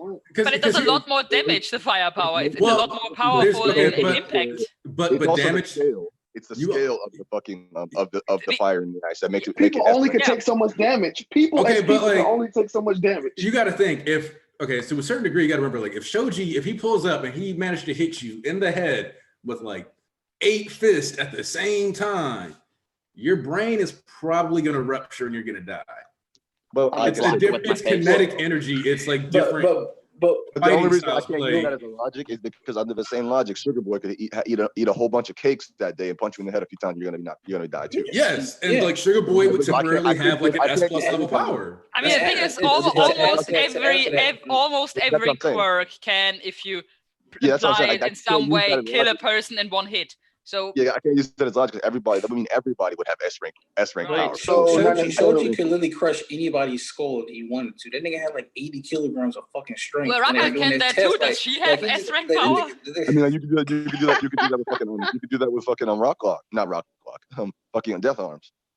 Yeah, well, Yeah, Raka can that too. Death Arms wrong. But Death He probably Arms, doesn't have S rank power. because like here's the thing though, like Death Arms has enough strength where he could, like, we've seen him like catch something that fell. One, we don't know that Shoji couldn't do a similar feat by making multiple arms, so that's already like not exactly a comparison that really works in either direction. It's just kind of like a thing that exists. But the thing is that if Shoji, I don't know, one day hits the 100-hand Buddha slap, like you kind of gotta. Yeah, that's like, one day, but I've never seen anything of him that would in any way. It's more like talking about his potential is one thing, but talking about Well, what here's he's the at thing. currently, I couldn't put him there. But if you think of him as somebody who's already physically superior to like every student in raw power, like just his base muscle, like he's like on that grown man shit. Like think about how when you watch, like if you watch the anime season, if you remember like when Endeavor pulled up on that note when he punched it and it actually went flying. Like if you think of him as like physically really strong, just because he's like that fucking big, and then multiple arms being that fucking strong, then it cracks. I mean, he can just generate that much force. Bro, he could crack your skull when he punched you, bro. Let's just keep it like that. Here's what you have to take into consideration at the end of the day with the characters in My Hero is, Avatar Aang took lightning through the back and died. Meatball Man in My Hero Academia took lightning through the chest, and he's like, ugh. gotta take a knee, guys. So they have like extra, they have extra durability. Yeah, they are. I keep forgetting that because I've been making that main argument that they're mutants as is, so you can't hold them to the same standard. Yeah, there's no way you can be like, oh, if Shoji could probably punch like a normal dude who has like I make my thumb triple double jointed, and he probably could survive it because these characters in this world have just extra strength. Also, not to go too far back, but I just want to make this point before we move on. In chapter 228, page 2, we have "You're tough too. Fine. Consider this a freebie just for you. Ice melts." I could not, Einstein couldn't say it better himself. Dabi definitely has an S tier intelligence. Just saying. Because he said ice melts. Yeah, he said it was a freebie too. He was teaching. So here's my thing also though. Yeah, you can't be stupid and be a teacher, man. Come on. Yeah. My other thing with Dabi though is that ice melts. His fighting style literally requires him to be smarter than a C grade, right? I would hope. I mean, because his whole thing is he has to play mind games to like make sure he doesn't roast himself alive. I mean, let's say so far he didn't really do anything ultra fancy with his quirk, like in the prior arcs. He mostly just blasted a bunch of fire everywhere. So I can see that putting a C rank to fool people, a C to fool people, and it actually making sense because he didn't really apply any ultra difficult strategy before. But now he's really using his quirk in a much more sophisticated way. He didn't give any like super strategies, but when he first shows up, he does have he is the one who actually had the plans. He's the one who made the plan. Yeah, he was smart enough to not fight Aizawa, which is good. Yeah, exactly. But he's aware of his limitations. He's aware of who should go up against who. He's pretty smart. Yeah, that's what I always respected about him. Yeah, C is still a pass. So I could not give it a pass. No, like even back. Like C, I give to people who like Kaminari. I give that to people like Kaminari.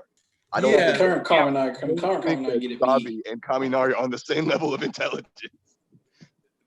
Like, that's where it's like, nah, I'm not gonna say Dabi's that dumb. Like, he's not as he knows that ice melts.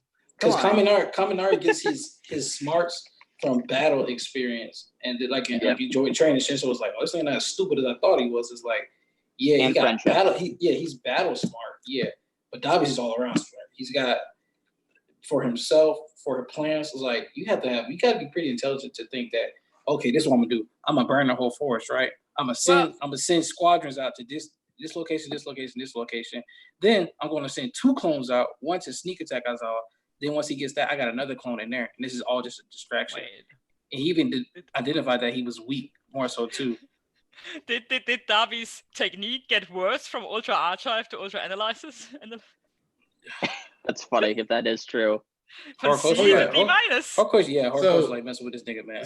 So Tarnish, thank you for bringing it up because one of the reasons, like people are always like, well, Dabi shouldn't be able to go 1v1 with Endeavor, and specifically, like I pointed out to somebody I think on Twitter like last week, Endeavor failed to stop like be faster than the kids in ending because of his psychological weaknesses.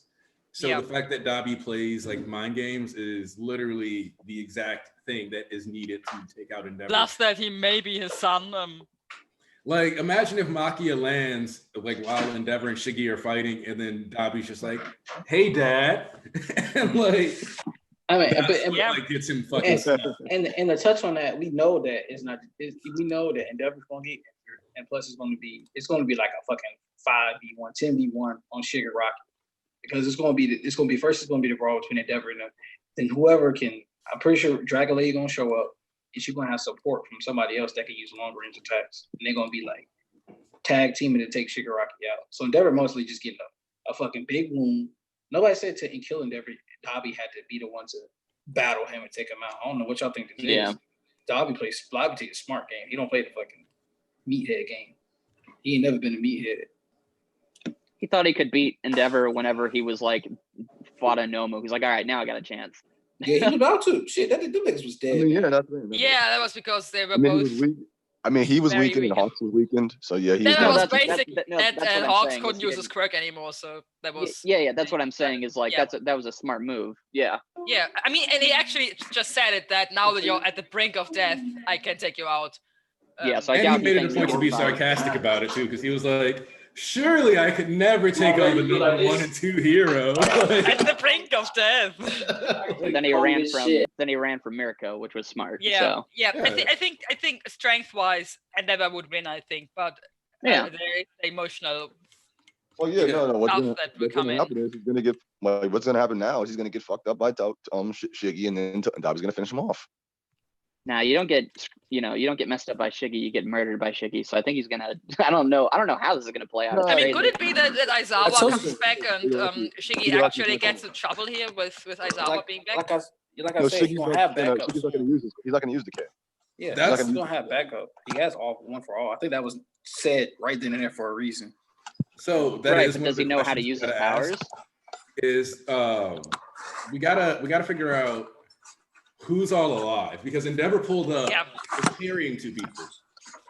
So did Mirko die during the collapse, or did he like prioritize giving Mirko to someone else, giving the other sidekick to someone else, having them get out with Mirko, and then he's going back to fight Shigaraki? No, I think he's, like, Mirko is dead weight and alive. dropped it. I think Mirko is alive. I didn't think he dropped her because why would he? He's still a hero, Yeah, but he saving wouldn't. comes priority, so he would. Yeah, I he mean, wouldn't do that. You doing had construction time over to- there? Yeah. Oh. Yeah. No. Yeah, I'm building the church again. I need some renovations done. Here's what I need. Here's what I need to happen. I need Endeavor to come through, and he's like, Shigaraki is what I would say, and then he brings out Aizawa, and Aizawa turns out his quirk, and then Shigaraki pulls out the quirk erasing gun and just starts shooting blanks at him. No, imagine that's when what happened to Aizawa with his quirk. Somebody killed him right there. Because again, they have bullets, so that'd be crazy if it was like, haha, we got you, and he's like, I got a gun, bam, bam, bam. And do they have bullets, or do they have a bullet? Yeah, there's bullets there. Because I was trying to pick up one. I'm not sure. Imagine he had that cannon shot and he used his hand as a gun, and like he put like the bullet on top of there, and like he just shot it with like an air burst. The thing is, okay. the thing is, if Aizawa actually comes back into the fight and doesn't get himself to safety, I could actually see a scenario where the heroes seem to get the upper hand again, but then Gigatomakia pops up. But then a mountain comes up. Right. Well, yeah, that's what I think is actually being set up here, is that we're gonna have like this arc might actually finish with, which is kind of cool. Like we killed off a bunch of fodder. We had like Wash might be dead. We don't know what's going on here. Where Wash is not dead yet. Yeah, I wasn't here yesterday to put some facts on this. Pussycat Wash is not dead yet. We don't know that. That's off screen. Not off screen. He definitely not. I don't think. Don't got too much investment. But okay, so here's the thing: your argument for Pussycat works, but your argument for Wash does not. Only because the nigga who died in the next panel was one bus away. Like they were like a bus length apart. So like, you gonna pair a scrub to Wash the goat? They just too close. Like that's like 30 feet. Like the decay is fast. And, That's my Aizawa issue. was closer, right? Yeah. Yeah, but he has somebody look out for him. Crust Wash don't need nobody. Wash wasn't even facing the right direction. Aizawa was right there, and he was about to get decayed. If it wasn't for the goat Crust, fuck you. He would have. Fuck you! I wasn't gonna say that. I think Wash survived because he was still rescuing people, and that seems to be an odd thing to do when you're about to die. I mean, no, it's not. No, it's not. Because I mean, like, that's my thing. He might have done the same thing Crush did and just prioritized saving the civilians. Yeah, but the way he rescued them, he wouldn't have saved them if he then died, because they would have just fall down. And... we don't know that. Okay, so the thing we yeah, all right, we don't know. We had remember twice died, but his quirk was still active. I don't So feel that- yeah. So And also, like, here's said that the quirks will continue on even after you die. I don't know why they so adamant on killing this nigga Wash right now, bro. Why can't Yeah, Shigaraki just kill this nigga? Like, I don't mind Wash dying. Shigaraki killed him? No, I love Wash. I love Wash to death. I don't think he deserves it. Bro, he's not dead yet. I think he's earned that yet.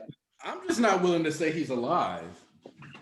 I'm kind of with Monica on that one. I mean, it could go either way. It could. I would, if he's alive, I wouldn't be mad. I wouldn't be mad. if you're Like, yeah, like it's not one of those things that would make me mad, but it's one of those things that I can't, like for me, it's harder to justify him living based on the like literal spacing on the panel. if you're not, if you haven't been shown in a, But I mean, Gran if you haven't, Torino is you. I was if you haven't been shown on panel, I just assume that you're potentially dead. If you're That's a alive, reverse for me. It's just a reverse for me. It's like if you haven't been shown on panel, I'm presuming that you're alive. The thing is, to me, there's no real. However, there's like the thing is because they haven't been shown, that's why there's a possibility of them being alive. Yeah. Okay. So the same argument kind of applies to everybody that was in their hospital that we ain't see get out. That ain't been on the comm link yet because it's like okay, Dragon Lady and them was everybody was posted. The whole hospital team was posted inside the building. Then but they were all, like they could have literally busted. They could have busted out the door and said, "Boo, we ass." So I think all boy Dexter was running. The main being reason, closer might have been the actual thing that saved them, though, because they at least knew it was coming. Yeah, right. But Like, the thing is, why I kind of doubt it is why I don't really know why he would off screen it then. The thing is, I mean, we saw Wash, we saw the guy that was behind him, then we saw the guy behind him die. But why not show Wash die? It's not like we have such a deep attachment. So here's my question, though. I say it's for the same reason that they didn't show the Pussycats getting killed, because it's just suspenseful. It's but the Pussycats are characters we actually care about. Because Wash, we don't really know. Here's the thing. What you're saying there, but at the same time, does it really make a difference though? Because still, like, those things happen back to back. My question is, does it really count as an off-screen if he literally showed us the characters next to him dying? Yeah, because yes, it does. Yes. Because no, it doesn't. Because those niggas are father. Those niggas are father. We don't know. It does not count as an off-screen. You were given the context to completely understand Wash could have died. Off-screen, he could have died. Use the term off-screen for something that's completely nebulous. You've been given material that's like the people right next to him died. That's not an off-screen. It'd be off-screen if they just killed him and then they just told us like later on in the story. Oh yeah, Wash died. To me, like, he did. To me, the difference to off-screen is on-screen, and on-screen is he's dead, and we don't know he's dead. So it depends on. Yeah, but calling it an off-screen death is disingenuous when you literally have visuals that could have told you that. You just chose not to take that message. I'm gonna put it like this. 13 has a more bigger waypoint to be dead than Wash. Just like and that. if 13 is dead, I wouldn't consider that an off-screen either. I'm not saying it's off-screen, but I'm saying like, okay, 13 was facing that way. No. Actually, if you zoom in on the panel, she's actually decaying in the pictures. Yeah, she's actually dead. So 13 out the paint? Yeah, she's dead. Oh damn! If you go back to the panel, is it a she or a he? I never know. No, it's a she. It's a she. They pronouns all confusing. They've actually never released pronouns for 13, and you're supposed to identify them as they. No. They clarified it with light novels. Yeah, they clarified in the light novels. They were talking about in the light novels they call her a he, but in the fucking data book they confirm it's a she. No, the light novels they call 13 a her again because Midnight was talking to them and they said she had blood. There's like 13 bloods and like she, and they referred to her as a female multiple times. That's probably an assumption though, because the Japanese pronouns have always been intentionally vague. So I don't think you're supposed to necessarily hard decide one way or the other. Yeah, there's something with that because I know during Sports Festival, the original translation was like, my master, he taught me, but it's like, we know Nana's a girl. But back then, if you were just going out the Japanese, I guess you could assume one way or the other. Yeah, sometimes they like Japanese people actually have vague pronouns sometimes. So we just, for localization purposes, they'll like switch sometimes. So it's important to remember that. So you mean like Hanj? Yeah, like how Hanji technically doesn't have any pronouns, so Hanji could be a girl or a guy in Attack on Titan. You could have said that in the previous, like when the manga was the only thing out, but now the anime said fuck that shit. I mean, yeah, but like with 13, we definitely don't have like either way. 13, because 13 don't have a fucking body. So like, we haven't seen 13's body. Like, well, now we never will. Oh boy. Yeah, because like I'm looking at. Who gave birth to that shit? Gave birth to what? Who the fuck was the doctor that delivered a black hole? Oh, a very careful Maybe she doctor. developed that at age 4. And that must have been a very careful babysitter to keep that in check. Some people have quirks the moment they're born. Yeah. She's a xenomorph type. So like Tokiyami came out with a bird head. Shoji came out with his arms already, I'm pretty sure. Or like or his face disfigured as it is. She's a black hole plus black hole power? That's crazy. Yeah. I'm pretty sure like how did the mother survive that? Yeah, and the doctor? Very carefully. That's why I asked who delivered that shit. How she survive? How she just not like, get dispersed? Who said she didn't? Plus the hospital, plus the world. see, this is why I can't take these interviews with World serious. These are the real questions we need answered. Not this nonsense, man. That's why you can't take the world building seriously. It's like, come on. If you're not gonna, if you're not gonna answer that, everything else is just ludicrous. I'm saying at this point, fucking, you could have biggest character in the series off screen. Man, come on, man, this is wild. He didn't even answer. He didn't even answer the. Me and East were talking about this, like nitpicking. It's like, so I guess Shigaraki's decay can spread a certain like length, but I guess going down, it only goes down at least maybe 20 feet. And that's where it stops, because it's like, shouldn't it decay to the center of the earth? I mean, maybe he can't control in which direction it goes, and well, no, just because decided that there's no need to. Well, we know in Daika City that it did the same thing, and he didn't have control back then. So yeah, it's like, gosh, or Goshi. Now we just said that he can actually decide what is. Well, one of the. What I think it is. Somebody please end there. What is that? A fire alarm? Cooking, bro. Oh my God, he's here! He's here! Shigaraki's here. I don't feel so good, Mr. Honesty.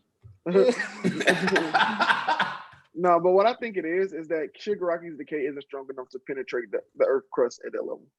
I think that'd be cool. What it is. So crust could have beaten him. We know it's strong enough to penetrate crust.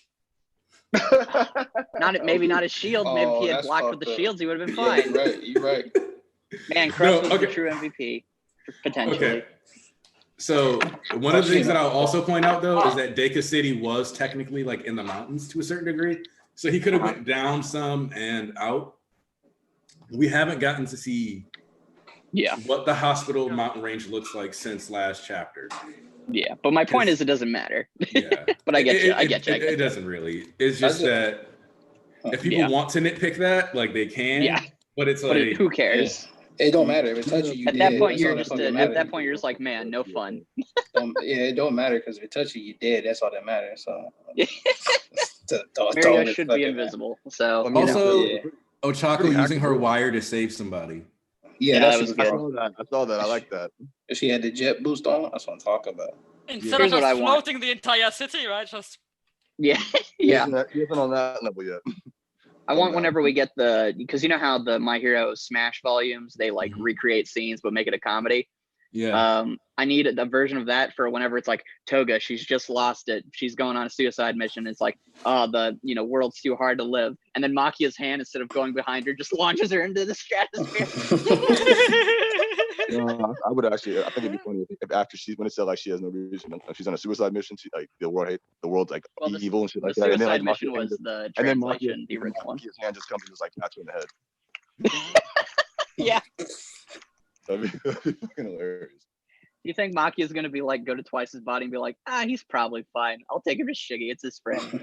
Okay, so that's the thing is that part of me is expecting Maki to bring Twice corpse. I don't think Maki is smart enough to Shigaraki has given him a bring in order. And he knows who all Shigaraki friends are. So regardless if they're alive or dead, he's bringing them to Shigaraki. Yeah, and if you think about it, we don't. Based on the layout of the mansion, Makia was not where his arm is busting out. Yes. Just looking at it, he ran through the tunnel. Yeah, he ran through the tunnel. Was like, all right, I can tell Toga's here. Here she is. I'm gonna grab her, pop up, grab Dobby and compress. Yes, because they're all in the same area. They're all in the same area. Yeah, so he literally smell everybody. Just I laughed if he thought that Redestra was his friend because of the big speech he gave him. He's like, Redestra, you're coming. He's like, I didn't get my legs. Whatever. Shigaraki wants you. The Redestra leg comedy is just the best. Okay. It's a revival of Shrek when they had the gingerbread man. And he was like, my legs. My leg.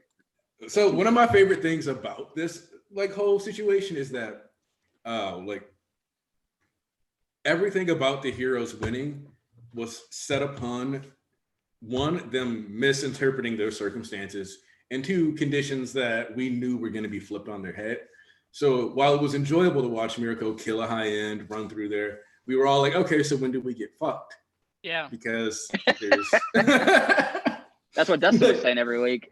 Also, with the whole Giganto, their whole contingency plan was Shigaraki not waking up. That was the whole contingency plan. Shig not waking up. Like Gigantomachia is probably not a threat. He's It was fine. like Shig not waking up, Machia not moving. These were all really important conditions to like actually succeeding. Well, and if you're a hero and y'all Hey, wait, Dustin's back. Wait. Let's let Dustin speak. Man, be quiet for a minute. No, I was on the phone, but what's up? Yeah, I figured. Bro, no, when he came back as soon as you said Dustin was waiting for the heroes to get fucked. That's as soon as Dustin came back off.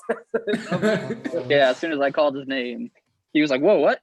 Well, but this is what Dustin has been waiting for. That's why I was like, no, Dustin definitely gonna have a lot to say about this because he's been waiting for like Shigaraki to start bodying people. This is the part of the acting story where I mean, you saw his reaction last week, right? He was going crazy.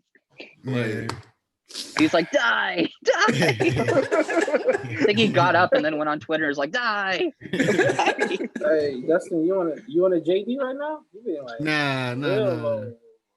I sound low? Yeah, like I mean, like just like your energy. Oh, I had just woke up like an hour ago, bro. Okay. I literally woke up and seen Anakin. I was like, damn, I forgot it was Sunday. I was like, oh, it's Sunday. I told y'all. What he say? He was like, shit, it's Sunday. Like, yeah. I just got up before I got in this call. I was the same. Honestly, I need a poster of that Endeavor Shigaraki panel. Oh God! Like when I need a post. Bro, when Hex color that shit. Oh my God! I need that first. I don't care about. I need that and the Toga panel. I need that and the Toga Machia panel color first. I need that. I would assume, Aniki, that you immediately picked up on the parallel to the All Might fight, right? You mean with that panel? Oh yeah, because of the fact that like All Might came in like running in hot from the sky, coming crashing. Yeah, down but literally All like the same like face positions as All for One, like All for One being in the center of his panel and All Might coming in from like the right, like that's the exact same, and the squares are in the exact same spot. It's crazy. Except Endeavor's about to die. Except what? Except what? About to die in the next 5 chapters. Except Endeavor's left-handed. That's important. That's important. He likes to make that distinction. All Might use the other hand. Yeah, he says that as he comes in. You know what I found funny as shit though? Well, how many chapters has this arc been so far? Almost 20, right? It's been like 20 chapters. Yeah, it's been like 20 chapters. If we don't, because the work studies 2 thing was never established whether that counts as a separate arc or not. I think, like we were just didn't they call this the parallel limbo, right? But they don't actually ever give that arc a name. Oh, okay. Yeah, so we're either like 20 chapters into this arc or like 30 chapters into this arc. We literally can't tell which one. Oh, wait a minute! Time out! I got a big news. Big news. Rogers Base just messaged me on Discord, said you guys want to do another one today. Yeah. Yes, sir. What? I mean, I can send him the link right now to the one we're doing. I think he wants to read it first. I don't know if he's. Yeah, that's right. If he didn't read it, I can't. Yeah. Ask him if he read it already. If he didn't read it already, then yeah, we'll hop on there. But he's not talking about right now. I think he's talking about like in the evening time. Yeah, that's fine. Yeah, that's fine. Is he like already backtracking? Is he like, nah, it's good now? He's still typing. Or he stopped. Okay. That'd be really funny if he's unless he watching the stream. That'd be crazy. If Roger was watching it, what's up? Hold up, Florian just messaged me. Oh, it's in a group chat. I'm tripping. It's in a group chat. Discord. Be like 3 weeks ago, not feeling my hero, but I see potential 3 weeks later. Yeah. All right, good. I don't know what time, like, what time zones. This is hilarious. We're planning a stream within another stream. So stream. Hey, we got that horror shit. You know what I'm saying? You gotta go read Vigilantes. Okay, everybody should read Vigilantes though. I forgot to read. I will eventually. I mean, I'm like halfway through. I'm like halfway through it already. Well, I don't know. Chapter 1 is boring as fuck. Rather than like some other shit. So when do you think Deku says? Anakin, you stupid.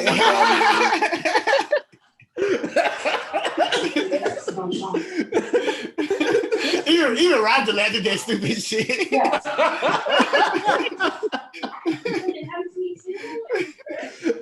Look, you gotta make the dark shit funny, you know?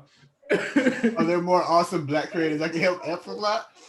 I don't want this to be no black pity stream. I mean, no, it isn't pity if you put me over. Wait, I gotta read that what he said. Because I don't know how to answer that. I'll read it. I'm playing a game. All right, but Ian, what were you saying? That's funny. Ian Waffles. Yeah. So I was just saying, when's Deku gonna tell the first One For All user that he can't fight Shigaraki?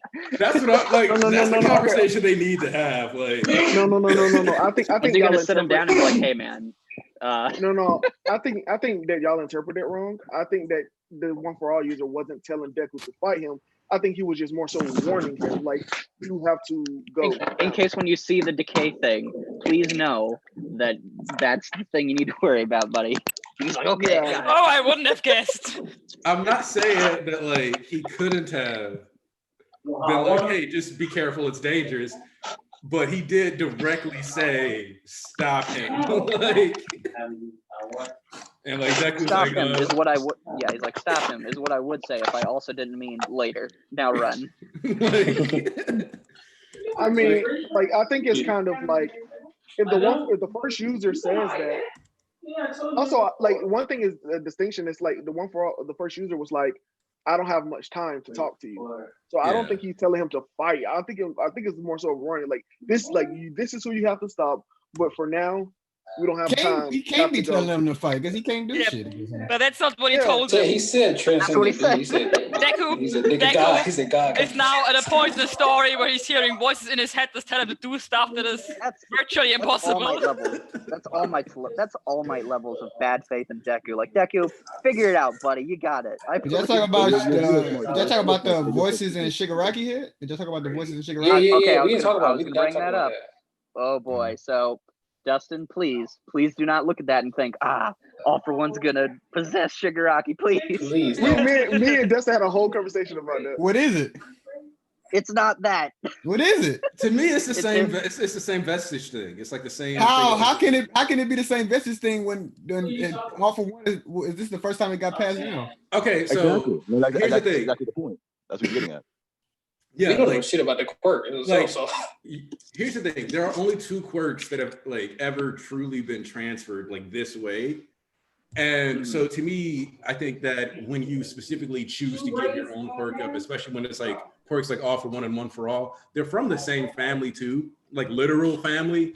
So the genetic similarities are there where I think both quirks I think the quirk to give away quirks, the quirk to pass on quirks and the quirk to take quirks, both imprint the DNA of the person who has those quirks on those said quirks. God, having to say that so many times is frustrating. But the point is that the DNA information is encoded, and if All For One had been like this evil quirk that had been passed through multiple evil overlords throughout the past like 900 years, because they all made it a point to live for a long time, I think he would have done it already. He's got to be this way. Oh, Yeah, he's smart. What I love is that in the All For One is fan still alive translation, though. All For One is still alive. But but it doesn't matter because Deku still saw All Might in his vision. It was just like, yeah, but he said, "I think I saw you," but All Might not talking to him. All Might's not talking to him through the vestige while he's still alive. Like, what? Yeah, but All For One can like hear the voices of his brother in Deku's power. So there's some weird. Wait, how do we know that?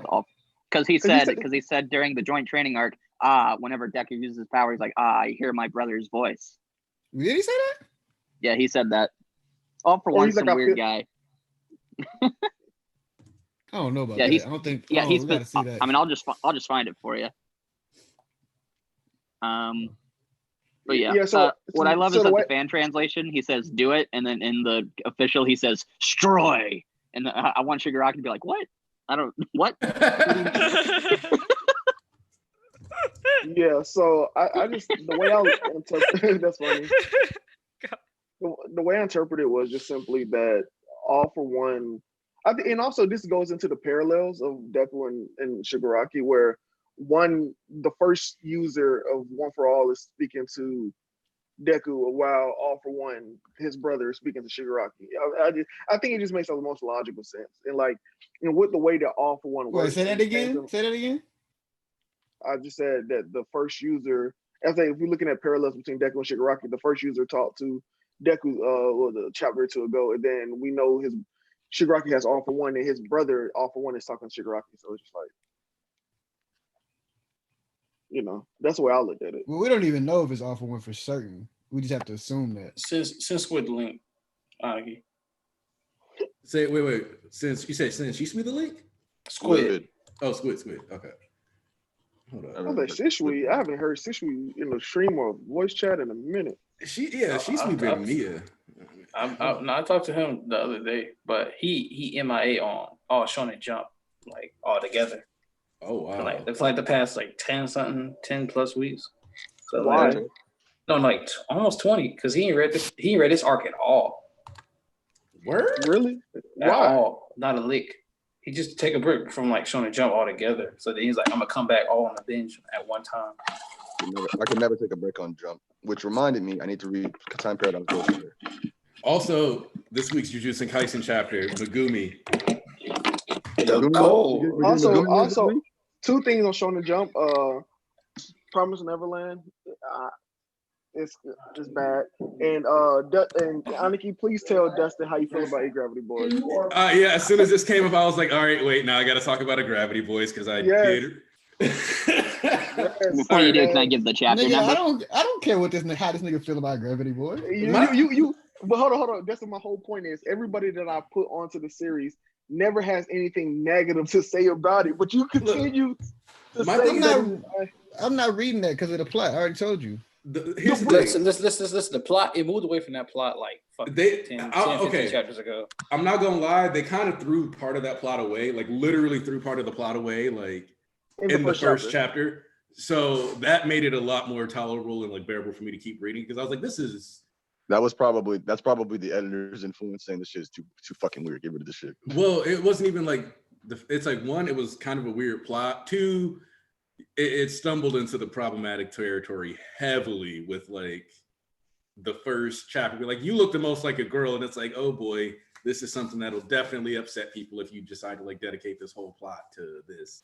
It moved way beyond that plot. It's it's doing logical, actually smart stuff. They got not just what they started getting stuff and they actually moving forward with the action, not just no one of y'all niggas need to be a girl. Nah, they moved away from that shit a long time. It's actually females in the universe that they met this time. So it's okay, it's actually funny and shit. They moved off that shit. Never reading that shit, man.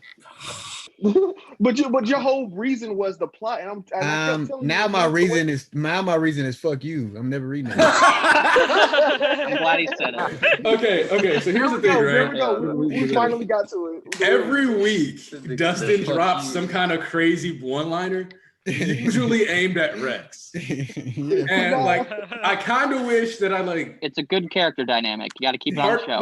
No, part of me wants to just go back and start clipping every because my favorite one from 3 weeks ago was when Dustin was no, fuck that, I hate you and your possibilities. I was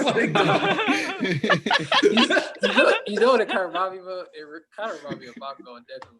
Yeah, exactly. Rex is getting way too positive. Cool. Rex is a diva. Rex a diva. That's why. Bakugo to call Deku a diva. We got in the call the other day. He talking about this is Rex. Who am I talking to? I'm like, this nigga here. Deck is a diva. He's always trying to save people. Oh hell. Also, okay. Somebody mentioned Ghost Rider, and real quick, all I'm gonna say is real good. Yes, he's plagiarizing the fuck, but I haven't read the third chapter yet. Yes, he's plagiarizing, but I don't think the story is going to go that route. I definitely believe he's going to end with him bringing the golden era of Shonen Jump, where he's just going to put on all the writers he stole ideas from, and it's going to be like that. Roger say 2 p.m. Pacific time. Pacific time, so that's 1600 my time. Bet. I had to use the army time. I use military time for work. Okay, what time is that? What time is that? EST? What time EST 1700. That's 5. Oh, yeah. Okay. Thank you, Rex. This nigga Annika here speaking in code and shit. It's not code. Just subtract 12, nigga. I always tell people just subtract 12. I'll be able to do that. I won't be able to stay the whole time. I'm gonna be at my cousin's house. I want to get some H2O. That's what that was. Wow. Is Say is coming? What? To what? It'd be late for her, right? Says it'll be like is 7 hours ahead of me, so It would be late if it's at your evening, yeah. Or I thought- early, I however. I thought they were 6 hours ahead of us. Wait, what time is it for you right now, Says? Like 8:25 p.m. 20:25. Oh dang. Yeah, I was right. So yeah. It was 11 o'clock. Yeah, it'd be like midnight. Oh, and Dustin, that chapter's it's 2:09. I mean, tomorrow there is a holiday, so I could technically be there. Okay. Why y'all getting so quiet? Say she invited. What the fuck wrong with y'all niggas? What? I mean, you gotta keep somebody out. The other one's relating to Roger, so that's what I'm like. I'm like, He gotta had keep said something to you. That's why I was waiting on your. Ian said something to you, so I was waiting on your. Yeah, he's somebody was. I heard that he was talking about the chapter 209. I heard that, but we still in the middle of that. But so, I mean, y'all relaying the info to Roger, so I was like, They just we're gonna send you the Discord link if you up. I thought we could only have 10 minutes. Thanks. Yeah, I thought there was. They wouldn't, I don't know why they wouldn't just say that. Like, what's fucking wrong with y'all? I don't got this one. I just said we have to kick somebody out for her to join. No, y'all don't. Because it's gonna be in Discord, ain't it? No, but remember he kept it limited last time. He was like, but he just, I had to leave. But he just said he wanted to open it up more in the thing to this one today. Oh, y'all in the chat. We not in the chat. I'm not consistently in the chat, like looking at it, because I'm also bouncing between our chat, the chapter, plus that. So like, I had to leave the chat so East could it get don't in. even So I'm not in matter there anymore. if she's y'all. Yeah, If she's I had to drop out for somebody else. If she's the homie, y'all somebody gonna drop out for her to get in for 30 minutes and swap it. Like, what the fuck we talking about? Do you think Toga gonna drain twice his blood? Yeah, when I get that. Ooh. I want it. I want it to happen. That's I've what been I'm saying saying. that for weeks. I've said that There's too. a giant pool of blood. Yeah. That shit is right up by now. I mean, it might not have coagulated. It's only been like 2 minutes. It's only been like 2 minutes. It's only been a couple minutes. She can I start don't know that how up. long. I don't know how long it's been. I hear y'all be giving time. Okay, but like based on like the fact that the arc so far was only like 8-9 minutes long. Like the arc been on like 10 minutes This long. was like after the Mirko fight, and then and like what is it? Tokiyami showed up right after, immediately after that. This is like immediately after Tokiyami leaves. Yeah, the Mirko fight was confirmed 5 minutes. So yeah, and like when we went back to the mansion, we made it a point to emphasize we went back a couple minutes. It was like just a few minutes ago. Like, so they're making it a point to emphasize that like all of this is happening in the span of 10 minutes, making this the most important 10 minutes of almost any person in Japan. Well, what I like is how like it took 10 minutes and 20 chapters for the heroes to flex their game, and it took 1 chapter and 30 seconds for these niggas to lose everything. How that math add up, bro? here's what I want to know. Do you guys think Eri plays any part in this? And I don't mean in rewinding people, but I mean like Shiki being like, hey, I'm already at UA. Maybe I want more quirk bullets. Is he at UA? Ian is so worried about this plot line. If that happens, I will act Shigaraki from my favorite characters list from bias. So no, I said fuck all writing. If you touch Eri, I hate you. Actually, that makes a lot of sense. Like if Shigaraki pulls up to UA and All Might is the only thing standing between. Because you know he's not going to dust the school. He wants to dust All Might, so he's going to go in personal.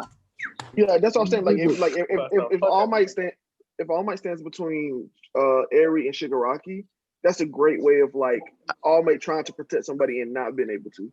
It's Eri. I actually want to ask y'all about that. Somebody said that they think Shigaraki's moved on from his All Might hatred because of something he said. No, it's because of a line he had. I actually think it doubles down on it. It's because of a line he had when he's like during NBA, where he said even if but he went to sleep before he got his powers, saying I'm gonna wipe out All Might and his dregs. So that's after that. Oh yeah. So like if anything, it hit like after he didn't wake up going, you know what? Yeah, I would say even if anything, like after getting his memories after MVA, he probably hate some more because he didn't save him. Oh no, because I agree with you. No. Don't even twist it. I agree with you. No, not you. I'm talking about the people that have been saying that. Yeah. Bro, the kid, they really equal evidence. They think there's equal evidence of his death and his survival. I'm like, I don't think so. Oh, no. Okay. Another really cool point about the chapter. Oh yeah, what's up? The last week, if you remember, when the attack started coming towards the kids, one of the things that I thought was cool was that Deku was the one who immediately went, I need to launch an attack. And Bakugo was like, we need to save people. Yeah. And in this chapter, again, like Bakugo is still prioritizing saving people. And like Shoto's the one who steps up and throws an attack. But Bakugo because Bakugo's power could do that. So yeah.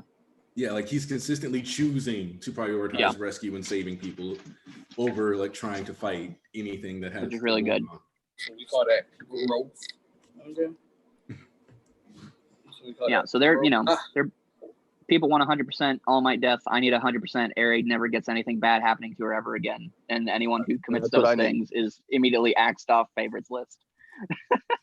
By the way, Dustin, did you hear? Because remember, like I think last week you were in the call when the power scaling stream, because of all the the nonsense from the first hour last week we were talking about having a power scaling stream. And I was gonna say, if you want to do that one for the MHA, I want your top 10 students and your top 20 in the verse. In the same list? Or the two separate lists? Two separate lists. Give me your, and then I was gonna say, like, to me, you can count high ends like woman and like hood. It's just like, just give a ranking of the high end and I get what you mean. That way, just because like some of them didn't get enough visuals, but like I also wouldn't feel right to put them under. It's hard to power scale. Do we also get USJ Nomu? Yeah, like I wouldn't put any of the high end under the USJ Nomu, even if we didn't see them get to do as much. You don't think it's hard to do top 20? Because it's like a lot of the people we ain't seen. That's like we know strong, we ain't really see them, so we don't know how to like scale them. Gang Orca is number 12 on the charts, but he's One Piece. Dustin, they do that for One Piece all the time, and niggas ain't do shit all the time. Like, so that's like it's mostly like a fun thing, and then like there's like some it's for fun, and like the students. The real thing that I want to see is like who messes up and forgets certain characters. That I already know it's gonna be me, so I'm just gonna say it here, so it's not gonna be embarrassing later on. Because I always forget important characters. Well, we talking about any student, period? Yes. So like when you like like scale your top 10 students because you know somebody's gonna. Oh wait. So we're including Shiketsu? Yes, we're including Shiketsu. Oh god. Oh, what was the other school? What was the other school? We've met Shiketsu, Ketsubutsu. Yeah, Ketsubutsu. I have to include the Soundwave boy too. And the Power Ranger school. Yeah. By the way, am I allowed to keep Godzilla, and can I give him all of Godzilla's feats? Who's Godzilla? I mean, he was from the movie, and the movie is arguably canon. Movie's technically canon. Does he get all of Godzilla's feats? I don't think he gets all of Godzilla's feats because Japan is still around. Oh, you're right. Darn it. Use Florida to beat me. No, can we exclude movie characters? So we're including movie characters, right? Yeah, you can use. Yeah, why not? Characters. For fun. Okay, you can include them, but I don't want to get shit if I don't include them, please. That's fine. That's fine. Like if you haven't gone to see the movies and you don't feel like you don't include 9 in your top 10, that's fine. If you don't include Chimera though, you're trash. Chimera's top 5. Chimera really is. Chimera's one of the strongest characters. That guy's crazy. Chimera went out interesting. Like he's dead. That allowed my boy Todoroki to be raw. That's all I cared about. He killed him. He put ice in his body. That's people over here saying he's still alive. I'm like, he is not alive. He's dead. I'm sorry. They lied to Shoto for his own sake. He's dead. By the way, when's Fukuyama getting those Wolverine claws? Get frostbite and die. Hey, somebody mentioned if we get a panel specifically just like when Toga was drinking the blood out of that dude she killed in high school, but she's like on the floor. Yes. Crying. Like it will put it entirely different because she was crying that time too, but this time it would be like, oh. This time I'm even sadder. She's like, I'm becoming the people I love. She's becoming twice. Oh, man, and then her power like digivolves again, and she can just stay as it forever. That'd be great. Also, I wasn't 100% sure, but somebody did say that they saw Chimera getting arrested at the end, so we do have confirmation. That was his corpse. They were just moving it. Somebody used the animation of the screen going like work, made a nigga walk. That nigga really dead. Mike is kind of. Is Mike kind of bad for people? Yeah, I couldn't hear there. He wobbled out a little. Hey, I'll be right back. Also, all right, Mount Lady actually being like clutch here. It's kind of nice that Mount Lady as a character has been like in the background. Starts off really blatantly like about the fan service, and we transitioned it to a point where now she's like taking it all subtly about the fan service. Like teaching. Reminded me, I got a thread for that today. I got a thread. Like she showed up at UA to help teach. she's the focal point of their attack right now. She's actually going toe to toe with Gaten, which I think it's kind of nice to see Mount Lady getting some good portrayal here, is what I'm saying. Because like, and good portrayal Gaten, and good portrayal. Yeah. Thank you for reminding me, Annika. I got a thread for her today. I need to do. Well, she was really clutch at the at Camino, right? She saved the kids. Yeah. But there's a difference when your big moment is literally making sure to get tall enough to take a bullet to the face. Yeah. It's nice to get her some portrayal and stuff that's a bit more. Yeah, I get you. That's why I said Tommy Woods finna get his moment because Mount Lady's finna get smacked the fuck up by Gigantomachia. I'm so glad. Gonna go crazy. Yeah, I'm so glad that Horikoshi didn't do what most mangaka do. It's like we see characters in the beginning and we never see them again. Literally every single hero that we saw in the beginning, I think besides like the water hose hero, we have seen. No, Backdraft died. Backdraft died in this raid. Who's Backdraft? The water hose? The dude from the beginning, the water hose hero that like was making like the fire hydrant was making the water something about from like the first couple episodes. When did he die? In this arc. If you go back and look at he was a part of the Nomu raid team. So the fact that we haven't seen him means he more than likely died off screen. I got to call out Horikoshi though, because he's really good at continuity. Where's Chainsaw Man been? And here's the thing. Denji's in the war. Yeah, I know, but where is he? I have not seen him since the start. Did he run off because he's stupid? I could believe it, but I need to know. He went back to his own manga. What you mean? He went back to power. No, you always saw the chapter this week. He went to power. I think the greatest chapter of My Hero would be if he was like, you know what? I'm going to commit and give him a one-on-one fight in my manga. That would be amazing. So what if, okay, real quick, just before you go to the next topic, what if, this is completely wild, it may not happen, but what if One Piece ends before My Hero and we have a little panel of a hero fighting, he has a straw hat on, and his arms are stretching and he's fighting? That would be awesome. That would be so dope. As much as I give One Piece shit, like just that tribute, like a final war in My Hero, and then we see this off-screen character, like in like 2 panels are focused on him. It's like, well, who's that hero over there? I've never seen him. And then you see Gum Gum, and then like, bro, dude, that would be. And it's gentle. Also, I want to point out that Gunhead did not deserve his hero name, because there's literally a hero who gets stabbed by Toga in the neck that has a pistol for a head. Oh. Rest in peace, Death Arm's sidekick, because he was the first one to go. Yeah. That's Death Arm's sidekick. Yeah. Yeah, that nigga actually not me. Okay, so I was right. I didn't know who he was. Like, yeah, he was. So we knew that guy ish. Yeah, so I've seen him so many times before. That's why I was like, just couldn't remember whose sidekick he was. Yeah, Death Arms. Holy shit. I mean, looks like Death Arms. Yeah. Yeah, because it's the same bracer on his forehead. Yeah. So yeah. Which is funny because I recently, like I said, I reread it, and Death Arms pulling up on Sliding Go is still one of my favorite moments of the series. I'm not gonna lie. Oh man, what happened to Slide and Go? Yeah, I can't wait to come back. And I want to know. I've been waiting to find out what this nigga got fucked up for weeks. Slide and Go folded Death Arms. That's the He's real probably plot in thread. prison. If Slide and Go pulls up after beating Death Arms, I'm gonna be sad. Like, I'll be Still got hurt. his stupid face. I ain't gonna let y'all get that down. Like, He's on don't joke stage. about that. I would be so I hyped. just tend to underestimate Sliding Go, I think. Or he's just as weak as he looks. You should. He's a punk. He pulls up to the mansion, and then they're like, I thought Death Arms got you. What happened? I slid and went. I'm like, okay. I slid and go. Really, part of me really hates his character design. It's so without angles. It's so weird. This shit is annoying. I don't like his face. Let me go ahead. I hate him. I hate him to death. I hate him. My prediction right now. So what I can't wait for is the conclusion of this arc. And the same way Shigaraki was alone at NBA, and he had the whole horizon dusted. It's gonna be the same. It's gonna be the same thing this time, but this time it's gonna be the LOB side by side next to you instead of just him. Oh yeah.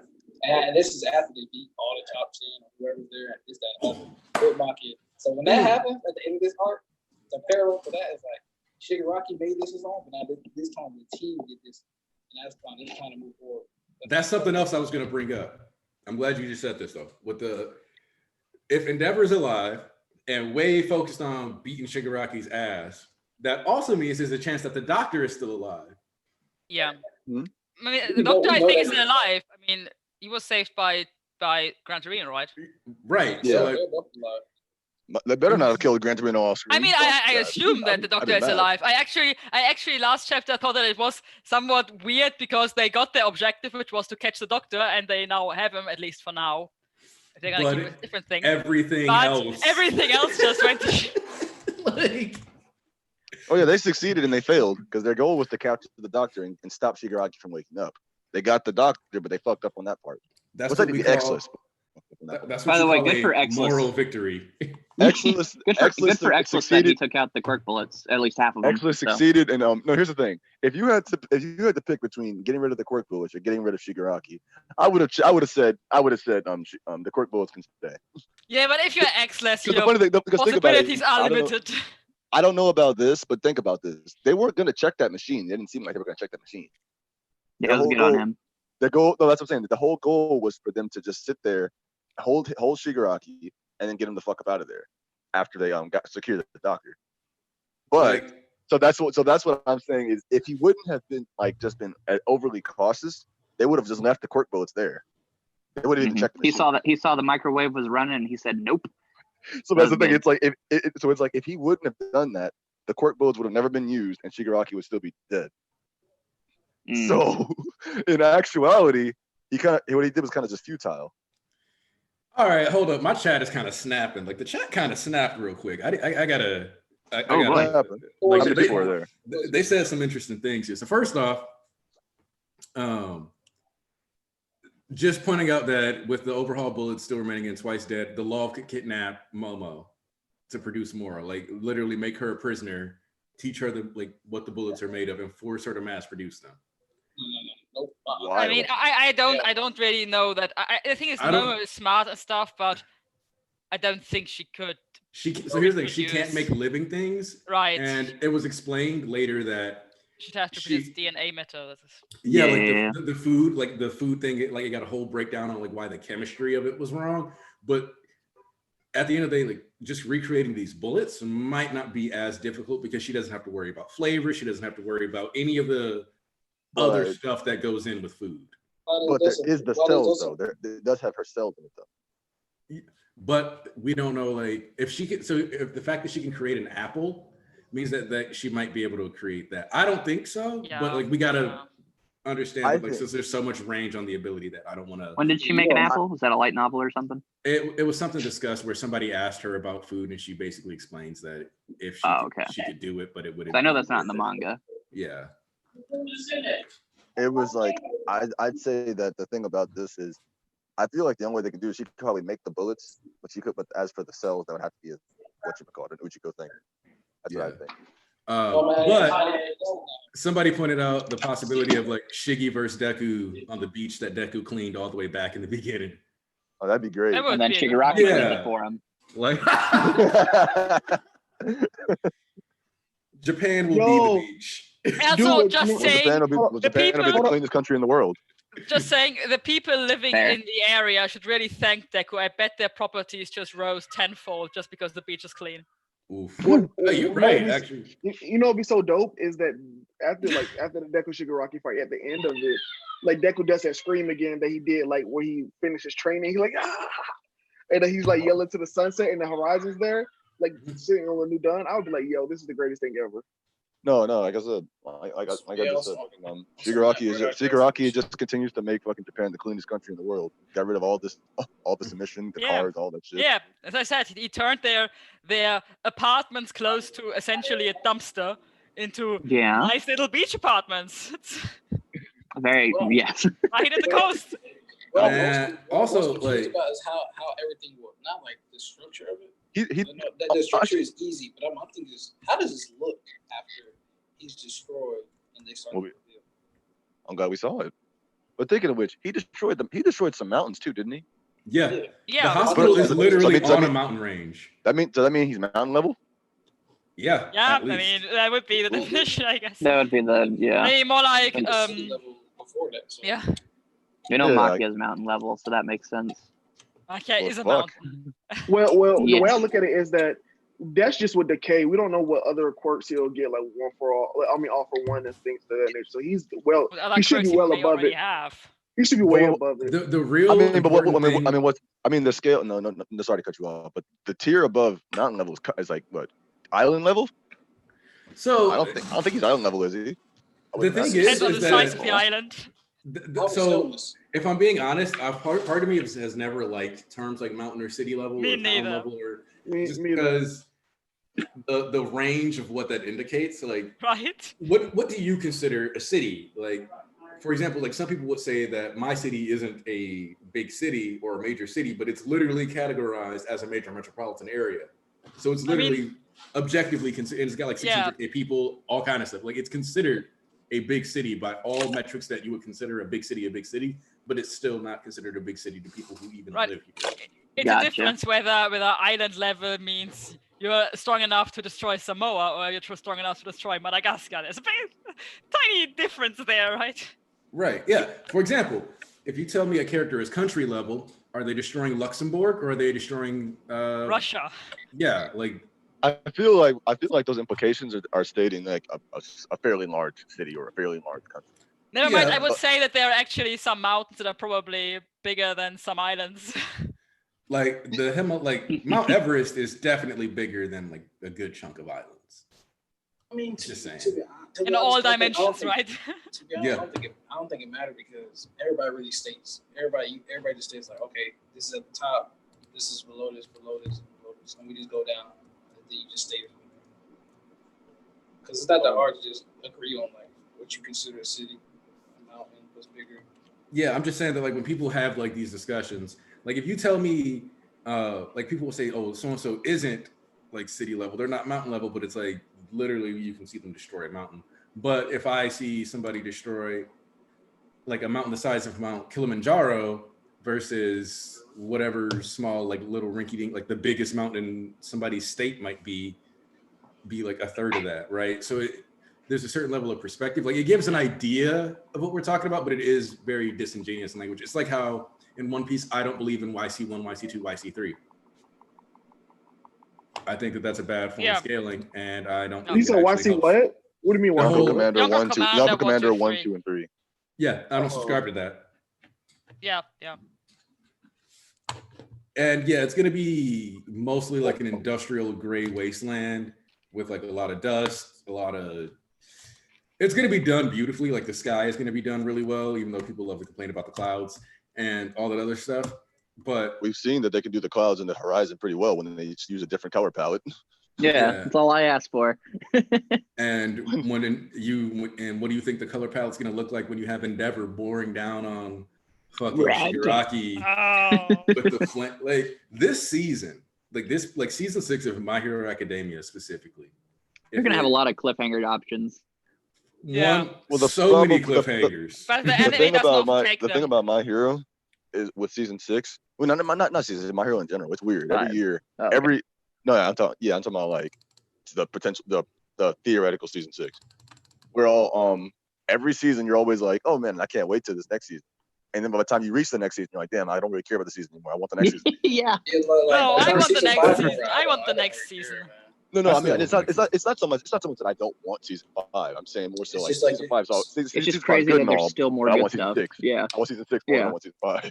No, I want season 5 first. No, I mean, but it's like that. No, I'm saying it's kind of like what it was last year. Because when we were at season 3, I was like, season 3 is cool and all, but damn, I kind of want season 4 already. We got season 4. My season 4 is cool, but I want season 5 already. You're saying it's crazy that My Hero keeps having high moments that you want to get to because they're recent. And you're like, oh man, we have more great moments. Yeah. Yeah, like you're desiring to see that animated more so than the things that you saw a year ago. Yeah, like, yeah. Because like the thing is that Endeavor versus Hood, for example, was one of those things that I was really looking forward to, and it was like, all right, I started like caring way more about NBA and all this other stuff, but like once the day came for that episode, hype is automatically right back where it was. Like, once it's that week, whatever moment that was like the peak moment, whatever, like boom, excited. If you get like a teaser Like when we saw like the way the Red Riot fight was, we're like, oh, like this might actually be really good for Deku. Like this could be really great. And then it was like, all right, we're a little shaky because we don't like the slideshow and the Muriel stuff at the end. It was a little shaky episode. Boom, Deku's delivered. All right, cool, better than expected. Cube Man showed up and he was like, blah, blah, blah. What?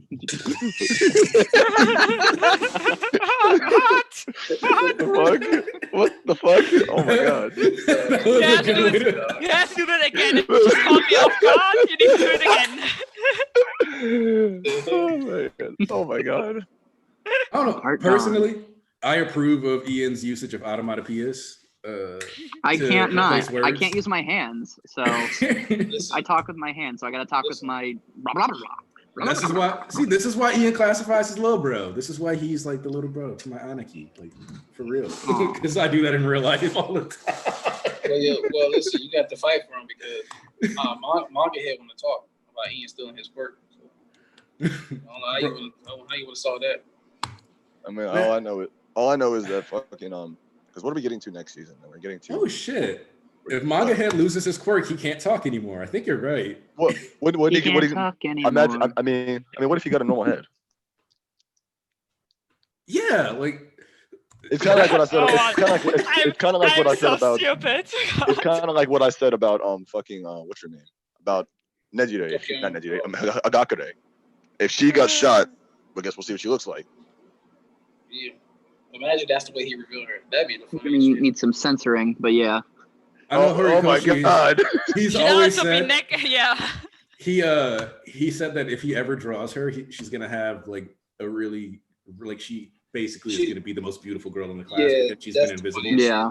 That's all I need. That's why I need it. I need to know.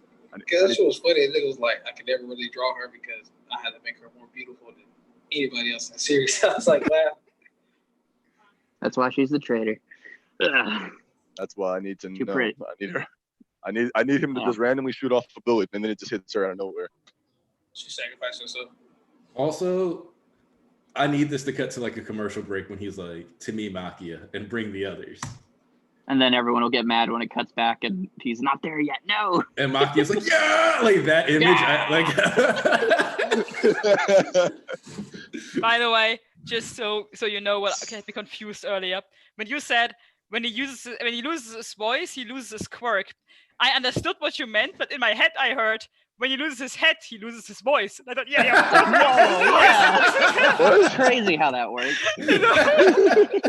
I don't think that's a major problem if he loses his head. I don't think we got a priority straight now over here. I guess goofy. I like not it. wrong. Hey, more people acknowledging that Joint Train is going to be loved when it's animated. Yes. I was going to say that. I was actually just about to say. When Bakugo beats the other class before the commercial break, yeah. I always love here's it in the anime. Here's the thing. I'm going to be gassed. I'm going to love that. But people like East and a lot of my group chat aren't going to like that. Oh, you said who? Weren't you one of the ones? Weren't you one of the ones? To change direction. No. Facing the wrong direction. Hold on, I could have sworn that you were one of the people in that chat who was saying they didn't like that he took them all out with ease. Oh, you meant that. Oh, I thought you. Yeah, I mean the arc. I meant the Bakugo fight in particular. Oh, I meant more so. I just liked chapter. The first time I read it, I was like, damn, this shit beautiful. Then I read it again, I was like, damn, this thing kind of took them niggas out a little bit. My main thing was how everybody was just more so support, and Bakugo took everything to himself. That was my main thing. It wasn't that like they got washed more so. It was more so like how Bakugo. I expected more people to actually have a moment, but they didn't really get it. But like mine. That was mine. Bakugo played it as if he was the tank and they were guarding the tank, and then the tank would sometimes turn around and protect the people guarding the tank. That's pretty much how they did it. Well, of course, yeah. He's a tank, and they're the wife, and they're like the fucking like clerics or they're the clerics there. Because my thing is like every other match, even one after that's like precedent. Like, okay, you all got your MVP, but even Shoji was putting his work on the side. Yeah, I mean that's I understand. I mean, no. I feel that. This is more like Bakugo's fight was the most just about him. Yeah. I feel, even though he was that, I do like it because after I reread it, it gave me the perspective that it shows him his change too, because it shows him relying on other people. Yeah, that's why I was okay with it too. I was like, but I was just like more so. I was like, yeah, I would have liked it more if. At least one of them got to like. I mean, the thing is, it was absolutely necessary because people, no matter how much people watch MHA or read it, they always kind of misunderstand Bakugo, so it was kind of necessary to show that. Yeah, like they. But You literally Yeah, had it's one of- Monoma be the guy who was Yeah. like, "He's changed." Ooh. Like you Right. need it, like but like you needed to have it on panel because, and like this is one of those things that story writers constantly have to bounce between. It's like if my audience is like reading the story, paying attention, doing everything necessary, they will catch all these things. But then you get all these criticisms and these like hate mails and all, and it's like, okay, obviously people are not actually catching this. so let's just say it outright. Like, Yeah, Well, the thing is, people don't appreciate subtlety. Yeah. It's either in your face or it's not there at all. and Neil, I'm having that joint training stream, and you will be on air for that because you are the biggest defender of the joint training art I've ever met, and I actually appreciate your existence. Oh, you haven't met Jose. Oh, he hasn't met Jose. Yeah, man. Jose Neil, like here's the thing. Okay, here's the thing. Jose's great. Neil, like the reason why I noticed Neil is that Neil writes essays on like he'll like if a video says something like really important, he'll actually give you like a thoroughly thought out essay. And like joint training specifically is one that I've seen him write at least 2 or 3 essays on, and every time I'm like, yes, Neil, put this in the world. Put this in the world so people can read it. I 100% agree with you. Jose, Hiroshima in that part. Jose. No offense to him, is kind of a dumb nigga, but he's also he's a very passionate dumb nigga. So when it comes to joint training, or Class B in general, any slight bit of slander, and he's completely on it. He's on it on a heartbeat. He could be out of the chat the whole day, but he'll see the slander and come in, and then just start going on a complete tirade about joint training. Also, Silver's remembering if you guys remember, I was like, oh yeah, no, I did a Halloween costume with the Miami Vice mustache. And specifically Silver's is like, bring that back. No, children have to be in my presence. You can't just have a mustache and be around kids. That's messed up. Oh, Wait, is that why you got rid of your mustache? No. I just cut off my beard because like, I wanted to be a person again, right? No, I started like breaking out a little. So I was like, all right, I need to like I'm not being able to get like all the way down to my skin level anymore. So let me just clean it all out. And you don't look like a human being anymore. And on top of that, passionate people, we need, the summer's here, so I got to make sure that this gets the sun too. Like I can't. Oh, guys, by the way, we're finally getting the first volume of My Villain Academia Tuesday. So order that Tuesday? stuff. I mean, we went 224 chapters. We went to 224. What, isn't it? I think so. Yeah, I actually have 2 copies coming because one's going in the case and one's going to be my loaner. Yeah. Yeah, I got my. Yeah, I already pre-ordered. But then we gotta wait like 3 months for the next one. Why are they taking so long? Actually, I haven't. I think I know why that is. Because they were doing it at a relatively consistent schedule, but then the reason they stopped is because Demon Slayer. Because they put. No.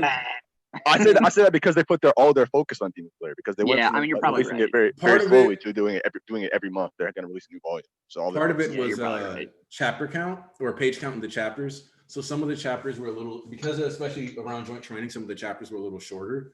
They needed to put more chapters into the volumes. So no, but I'm talking about the English translation. Yeah, but here's the thing: we always follow the same timetable that Japan does.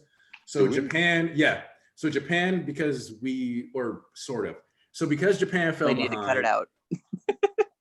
So because Japan fell behind and like the chapter count, they weren't going to have enough to do like a December release. They pushed back. They pushed an October release to December, which I think was volume 24, which pushed all the other ones back, which pushed all of our stuff back even further. And we're already like a year behind volume wise. I'm presuming that no, this is the reason they're doing Demon Slayer. Because Demon Slayer is called on the Spanish, so they can actually they have no reason to hold back anymore. But with My Hero, I think it kind of just goes with what you're saying. I feel like they're trying to not get caught up per se. Like they don't want to they don't want to be caught up because they don't have to release them like on the date of the Japanese, and that's too much. I guess that'd be too much pressure. It's too much, especially because of the fact of the little revisions, they wouldn't have those time. Yeah, like all the legal stuff is.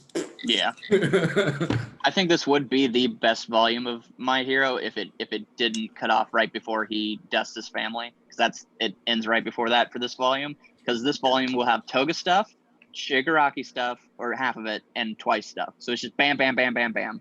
So that would have been great. 25 leads into the Endeavor shit, right? Yeah. Because it's only half the NBA for that. So one thing the best shit. One thing I will say about volumes really quick is that I ordered my Hero Volume 24 like last week, and not only did I order it, I also saw Act Age Volume 1, and I was like, oh shit, and I misread it. So when I did my purchase, I said, okay, I get my Hero June 4th or whatever, or June 2nd or whatever day it is. And then I get Act Age on June 7th. I was like, bro, this is amazing. Then I realized it said July 7th. I said, Jesus Christ, not again. But dude, I want to read Act Age so bad. Like, why don't you just read it on the fucking app? Don't you have the Viz? No, you have the app. No. Because it goes 1, 2, 3, 4, 5, 6, 46, 47, 48, 49. Oh, dumb. Oh, I know why. I know. Yeah, it's because they don't. It's because they don't. It's because the fact is with that app, when they actually brought the app out, Act Age had they didn't start covering Act Age until the app came out. So they started at the early the 40s. So then they did the first 6 chapters, and they're just waiting for the volumes to come to America. So then they'll start adding them. They'll start adding them to the fucking. But that pisses me off because I have to go from 1 to 6, and then if I want to continue reading, I have to read 40 chapters of the scans. And like crappy scans. Hey man, I did it. You can do it too. No, I tried. I did it too. I did it as well. No, I tried to do it, but I immediately saw a dip in art quality, and I also saw a dip in like the word and the verbiage, and I was like, bro, I just want to read the official. Isn't it with Act Age, isn't it Death Island for the yes, scans? it is. Yeah. It is. I like Death Island a lot, but as long as it wasn't on Galactic Railroad, I don't think you're gonna lose much. Okay. Because like if it was Galactic Railroad, oh yeah, no, definitely read that. But like I don't want to say that though, because I don't want to think something about it. Then the official comes out, and then people's whole opinions of things changes. Because it's happened before, like where certain verbiage and things change, and I feel like if I started off, see, my thing is if I start off reading scans, it's easy to go to the officials. But if I start off with the officials, I do not want to go to the scans. It's true. Like I can't bring myself to like look up that because Act Age has really good art, and I really don't feel like dealing with midlations or trash. For me, that's how I feel like Chainsaw Man. It's like nobody spoils it. Nobody spoils the case. So I just be like, I can't wait to send it. Nobody spoils it. I mean, Chainsaw Man was crazy this week. I need to catch up on Chainsaw. I'm really just wondering. All right, check this out though, because we were talking about volumes, and I wanted to like look at because we're like, oh, this would be the best volume if it weren't for this. Volume 27 will definitely be the best volume because do you know what chapter it starts with? What? The first page is literally the Garaki reveal when he's walking through the hospital. Gotcha. Yeah. We just start the war. So yeah, it's like starting on 259 when Endeavor pulls up on him in the hospital. And that's a small detail that I've wanted to talk about for forever. So in the original like data, not the data one, in the volumes where they give like a sketch of the character and then be like, he likes this food, that type of thing. Yeah. They did that for Endeavor all the way back in Sports Festival, and it said the reason he has the beard is for intimidation, and sometimes he will like turn it on to scare people. And he actually finally did that in the lore, because in the canon, because if you watch when he walks into the room, he's pitch black, like in the hallway, and then he lights it up and it says "Whoom" whenever he scares the doctor. So he actually did it. He actually used it for intimidation. He did it again this chapter. Oh, did he? Yeah, he put that one on blast. Okay. Yeah, I know, but this time it was like off. Like it was off. He was walking in the hallway, and then boom, he turned it on to look scary. I was like, cool. I'm glad that finally happened. So just little details like that always come back. Now I just need to see his branded coffee that's on the back of the volume. Once I see that, we'll all be good. I really do want to see like the little stuff like that, like just characters in series drinking. Like, it would have been nice to me if we would have seen Hawk specifically drinking Endeavor's coffee. Endeavor's coffee. That shit. Or Endeavor has one of his watches, Hawks' watches. Yeah. Oh, Aniki, we need to discuss mods in the chat, because now that it's this big and this consistent, we have our regulars that have earned their way. Like, Tarnish is here. You got Lynn here. You got. You're right. Tarnish is here. Tarnish is here every week. Yeah. And Tarnish is one. Like Tarnish sends me the first message almost every week. Ever since you got the fucking game, I haven't checked the chat. Yeah, and it's like we're getting like what you getting like fucking 500 views, you're getting like 50 people per like live stream, 500 views later on, 600. So it's like we should have our regulars. We got our regulars by now, so we know who to talk about. I'm gonna have to. All right, we already know Tarnish gonna be a mod. Guess where Dustin went? Where you go?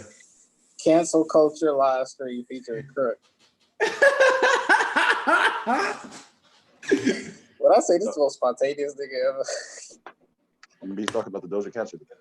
I mean, homie loves his controversies. That nigga is spontaneous to the core, bro. What's the controversy now? Squid, you already know you're gonna be a mod. Tarnish is gonna be a mod. Squid will be a mod. Wait, what are y'all talking about? What country? Lynn Double. Lynn Double is here all the time. There's somebody else I'm forgetting. I knew I should wrote everybody's name. I'm sorry, y'all. Wait, what happened? What country? Just like I don't know. I know that I told people before. I think I put it on comments and I put it on Twitter. If we hit 1K subs, I'll probably create a Discord. I might do it at 500. That'll get you're more consistent than I am. So with your 500, that can't be enough. Nothing. Yeah, and Rex, I don't know what controversy. I thought I heard. Oh, okay, never mind. He's doing no. He's doing a controversy, a cancel culture stream, and we don't know why. Who? Dustin and Crook. Oh yeah, he asked me. I said I didn't feel like dealing with that. Yeah. I don't know what it's about. It smells. Because like canceling is complicated anyway. Because for me, it's like canceling is something that should happen, and then you should actually prove you're good enough, and then come back. We shouldn't just be like, oh, you said sorry one time, we're good. Like it should. Well, the thing is, canceling doesn't matter anyway because nothing happens from canceling. Yeah, and sometimes when you cancel, it's like, do you want to connect to your Google cancel? And it's like, no, I just want to cancel the YouTube one. And then you just gotta go through all the options. Really annoying. You know what's funny is I was talking to my best friend and he was like, I actually like cancel coaches, and I was like, and he was like, bro, he was like, just think about it. When most famous people get famous or rich people get rich, they literally live their lives without any consequence. So this is literally a way to say, no, you got rich and stuff out for us. Like you can't just do whatever you want. I wish I could have. He said the only thing that sucks about it is that it doesn't leave any opportunity for like forgiveness or anything like that. But he said that's just like you can't just have your cake and eat it to it, basically. But the problem is they can though, because they'll get canceled, and then a week later everybody forgets about the cancellation, and then they're back in business. So it doesn't matter. This is the first time. Real quick.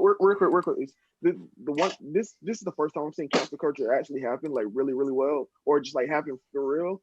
Is that I don't know if y'all know the Twitter like personality Desi Banks. Oh, him? Oh, yeah, I heard about that. Bro, he started off that morning at 1 million followers. By the afternoon, he was at 500K. Good. Oh, Desi? I just realized the comedy dude, right?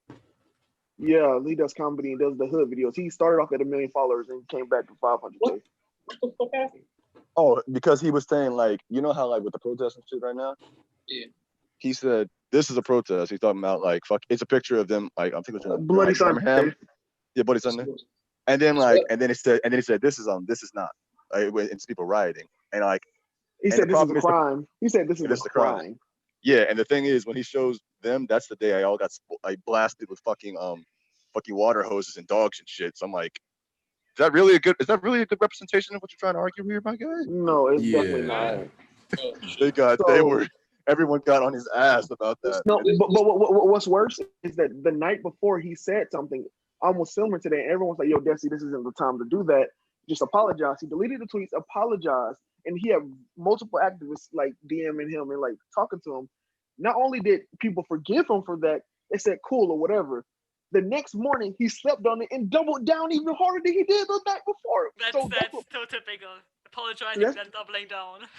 That's what got people really upset because people forgive them. They say, okay, whatever, Desi, we forgive you because we love you so much. But he doubled down, so that's what made people be like, okay. This is my thing. I don't fuck with that because it's like, you got people who get held responsible, but at the same time, you got people who are just human. Some people have bad days, and you cancel them. You take their actions and then you broaden, and then you try to like create your own narrative, your own story, but you're not looking at all the facts of the cases. So it's like, yeah, there's good too. There's also bad. Just like how the Me Too movement way out of pocket, and it's not what it really is about to be, because it's like now you're just going too far to too extreme to the left field machine. And that's just how it is. Like we do need, like, are we going to a point where like sometimes it's a little ridiculous? Yeah, but I still prefer like this call out culture that forces people to actually have these conversations over constantly just completely letting shit go. Oh no. Calling them out is one thing, but this whole cancel shit is stupid because, like I said, it doesn't matter. It's never going to matter. The call out shit is a byproduct of cancel culture. So it's like, well, no, I get it. Like I can see that as being fun. I don't think there's an issue with that. My issue is people trying to say like, oh yeah, we're all done. We're done with this person. We're done with them. And then like a week later, oh yeah, by the way, you hear that new song? Oh yeah, it was so dope, man. I love it. Oh yeah, that's the other thing is that like when I drop people, I tend to like actually drop them. Like so. And one thing I will say, we got to stop looking at what some people do than what other people do. Yes, some people be like, yes, we're canceling and we're done. But the people that be like, oh, you see that new song, are probably the people that didn't try to cancel them in the first place. No. Oh no, there's some pancakes, but you know. No, there's some pancakes, but I'm saying on the grander scope, it's more so people that were already going to rock with them regardless. That's like continuing. What I'm essentially saying is, regardless of the amount of people who say they're going to cancel them, they're still when they're I'm just using music as an example, because it's easier to quantify this. They're still getting a platinum album. Yeah, you basically he's talking about the Chris Brown example. Yeah, that comes from people separating the artist from the music, because it's like, okay, somebody said a bad statement or something offensive about somebody else, but it's like, and you're right. And then it's like, okay, so we cancel them all together. Like, they still make some good music. They can say something pretty offensive. It's like, but at the same time, it's the same time. It's like, there ain't nothing I never say behind closed doors. They just say it out loud. No, but that's the thing, though. It's like, I agree. I'm one of the people who actually agrees with the concept of separating the art from the artist. But at the same time, though, if you're going to say someone's canceled, but you're still making them millionaires with every album they throw out, exactly. What's the point? Like, what changed? I say is whenever Endeavor gets canceled in My Hero, are you gonna stand by him? Of course. Are you gonna drink his coffee? You gotta realize that. But also, here's the thing: it's like, look at like I said with Desi, for example, he had 1 million followers, 500K didn't mess with him, but he still has another 550K that rocks with him. So I think that's the perfect example to what I'm talking about. It's like people will stop messing with the person, but you just gotta remember, people just have diehard fans and core fan bases that will not, like, no matter what they do, they will rock with them unless they just like kill people. I was actually gonna say I don't think Twitter's a good quantifier of this, because of the fact that there's a lot of people. It's kind of like YouTube. A lot of people have dead subs or dead followers who don't actually look at their shit. And if you have that many, there's a good possibility a lot of your followers are just that. So it's like I have 800 followers on Twitter. I only get like 10 likes on most. Yeah, I see that a lot. Yeah. Yeah. So it's like it doesn't really matter how many followers you have. If you lost that many, that means most of them motherfuckers are probably active. Yeah, like I can break it down for BG too, because like I got like 850 followers, right? Me will get the max 200. Some of them are like 500, something like that. But if I look, more than like only like 30 people I recognize, 30 people that actually follow. The rest of these niggas, I don't know what the damn thing about. They're just some randoms. So it's like 20 people I know that actually follow me, and like 200 is just some random. I don't know. But also you got to know your audience as well. So like for me, for example, like when I tweet out some anime stuff, I expect not to get a lot of traction because 90% of my followers are people before I joined the anime community. So they're just Black Twitter people. So I'm expecting a little traction. But when I do something like that's like related to my community, I usually get more likes and more followers. So like if East does something like that's One Piece related, even though I know he's never done it, he will probably get 5 likes max. I ain't trying to be. I really am not trying to turn the stream into like a real live stream, but No, I know. On my fucking shit, I posted a meme, not meme, a statement about the problems that are going on right now, like with the riots, like especially since I just went out to those protests yesterday. I have more perspective on this shit. I tweet shit about that. That gets a fuck ton of likes, and I'm an anime account. So no, I don't think it. That's what I'm saying. That's what I'm saying. Like I don't think my audience is what matters. It's just time out. So one, I do want to get us back on My Hero after a bit, but two, I will say this is that specifically with like my Twitter page with like BG, you're more than likely the same way, and even Rex, your Black anti-Twitter overlap is actually probably significant. So for like I recently like quote tweeted like JB because he posted something about like he posted a video about what he thinks about these issues, and some of the stuff was like kind of really off base. And like I get why because of his background, but like it didn't change the fact that some of the shit was like off base, and that still got like good engagement. But it is true that like the main like the most engagement I will usually get will be from, did I drop an MHA essay? Did I thoroughly dunk on somebody? Did somebody secretly use me as a hitman to call out one of their homies because they didn't want to do it on Twitter? Yeah.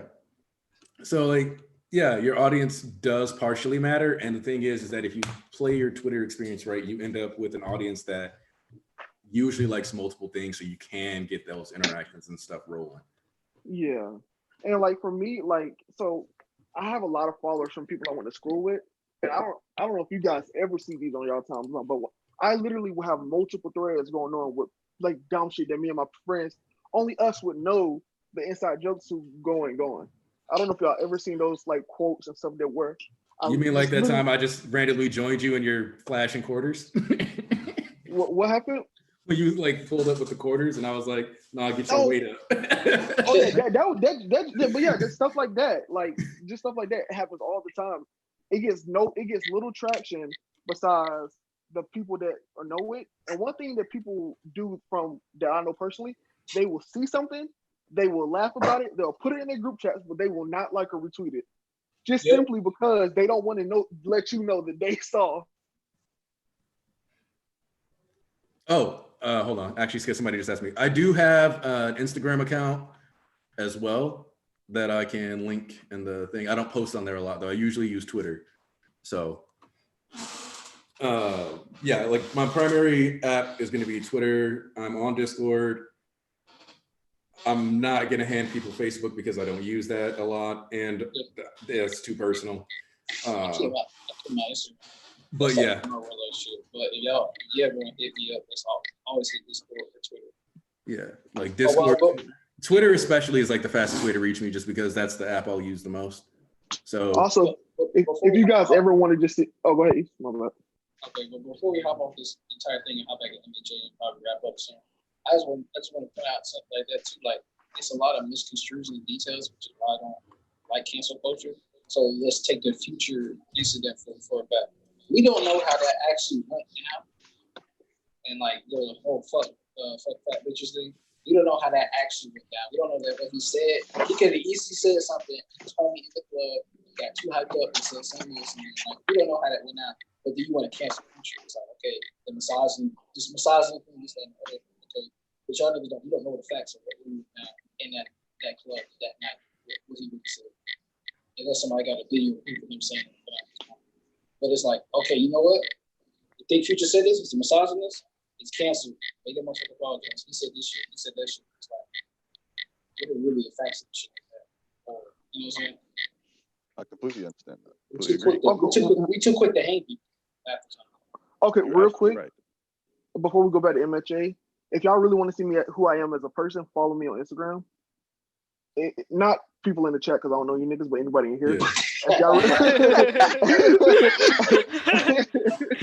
You're not invited. Rex wild. No, but I respect you for that. That was funny. No, my Instagram is locked. It's private account. So if any of y'all want to see like how I am actually in real life or how I interact with people, like follow me on Instagram. But also like with the future thing, the real thing about cancel culture and sometimes is that sometimes people are not actually serious. Sometimes people are 100, like the Future fat thing, like people will, all right, calling Future a misogynist, it's like bigging him up. It's like upping him. It's like, it's not a bad thing. It's like, because people literally retweet like, oh, the Future album was coming out. I can see my toxic masculinity rising. Like, it's a thing with him. For some people, like the toxic shit is the thing that gives them traction and pushes them forward. So that fat bitches thing, people ate that up. They loved it. They're like, oh yes, Future. Fuck them. They've had the Michael Jordan thing. Fuck them fat bitches. Like, okay, here's the thing. So specifically that scenario ties into other aspects of society that I'm definitely not going to touch because I have some very heated, controversial feelings about that stuff. But I guess to end this topic, I'm gonna just quote one of my great friends. You know what I'm saying? To address Rex. Fuck you and your opinion. What? Wait, what happened? What What? this? This was my opinion. I'm just playing. I just messed with you, man. Who and who's what? I just wanted to mess with you. Yeah, I just people want to love quote to hate Dustin. on rap. I just want to quote Dustin. Oh my God. Anyway, yeah, I think we talked enough about real life. What you about to say, Anarchy? Oh, never mind. Okay, cool. But like East was right that we are like heading towards the wrap up part. So like I was just trying to get to that. I actually didn't expect us to spend a lot of time on that other topic, if I'm being honest. I have the feeling we spend a lot of time on everything we start talking about. Yeah, but like, all right, good because we start off like with the My Hero stuff, and then we branch off to something. Yeah. The one thing I think is that we will branch off, but we will come back. In some streams, we never come back. Yeah. I like the it adds flavor and context. So we basically cover everything. We had a whole power scale discussion, future discussion, this, that, and the other for a good hour.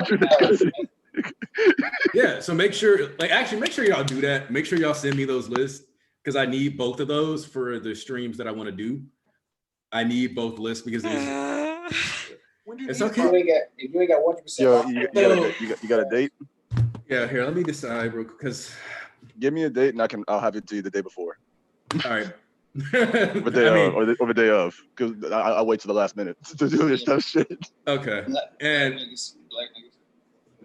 it's gonna, let's see, because I'm doing the Hero Billboard chart stream at the end of the month of June, and that'll probably be. Let me pull up a calendar real quick so I can actually tell y'all these days. Hero Billboard chart stream is probably going to be on a Wednesday. At what time? What time? Well, it might be on a Wednesday. I could just do a double header that Sunday if like Sundays are just always going to work better for everybody. Yeah, that'd be much better for me. More consistent, so nobody then, yeah. So Hero Billboard chart would be June 28th. And that one is just going to be like bringing in as many like My Hero people as possible. So that's going to be like the big one. So that'll be that night, June 28th. Ain't you so happy that you got rid of StreamYard? Now you don't have to keep kicking niggas out. Yeah, I mean that's going to help. Then the power scaling stream, actually, we could do that. We could just double up on another weekend. Yeah, like I'll just double up on like another weekend. So that might be July 5th. July 5th? Ooh. Yeah. You might have to miss me on that, my guy. Are you selling? No, I'm going on vacation the whole week, so I actually want to do that after that week. Okay. Let's see. I want to make sure we got everybody here though, especially for like the power scale, and that'll be. I mean, I guess I could do it the 23rd. Yeah, I'd be good with that because sorry, not the 23rd. June 21st. That's Father's Day. That's Father's Day. Is anybody doing things for Father's Day? Well, Father's Day already was. I'm going to be giving. We're gonna be cooking out, but that's gonna be like in the. We all got that. We'll be there. June 21st is Father's Day in the US. Yeah. All right. Well, my dad, Horikoshi, he told me as long as I'm praising him, it's okay. I mean, I can push it off to July because then that gives us one special stream this month and one special stream. I already texted Horikoshi. He says okay. I guess that'd be fine because I think that's good actually because at that point we'll have more feats. Yeah, because like it's okay. I thought it was funny. Yeah, I thought it was funny. The next couple chapters are going to be interesting. So yeah, let's move that. Let's put power scaling July 26th. At the end of July, that'll give us like 5-6 more chapters at least. Should give us an idea of like, because our update on Bakugo and Shoto in these next couple chapters could be massive. There's that, but there's also the fact that Shiggy is also going to be using this work. That is what time? So, for that one, roughly that one I might do at like 1600. So that would be around. It would be around 2200 your time. Yeah, 22, 23. Yeah. Yeah, right. So yeah, and that's assuming the other thing though is if we do have, I want to see the chapter release thing because if we have a break coming up, then we can swap out the power scaling stream for a day that we have a break too. I'm almost certain to be on the day I'm on my vacation. I know it is. I just know my luck. Like, where do you go to vacation? Can you even go to vacation in this whole Corona situation? Yeah, I can. Yeah, but we're opening shit back up again. Yeah. Well, I mean, we're all going to get sick again because of these damn protests, these riots. But I mean, yeah, That's a problem for. That's an issue for another time. nigga, I went to a protest. I'm probably sick myself. yeah. Well, I was like walking down the street from one. Like I was like, oh yeah, this is going on today. I need to get home with like my $90 worth of liquor. I'm surprised you ain't jump in. I used to do a lot of protests. Like if you go on my Instagram, there's actually a picture of like from when certain things happened that I was actually involved in a like multiple protests.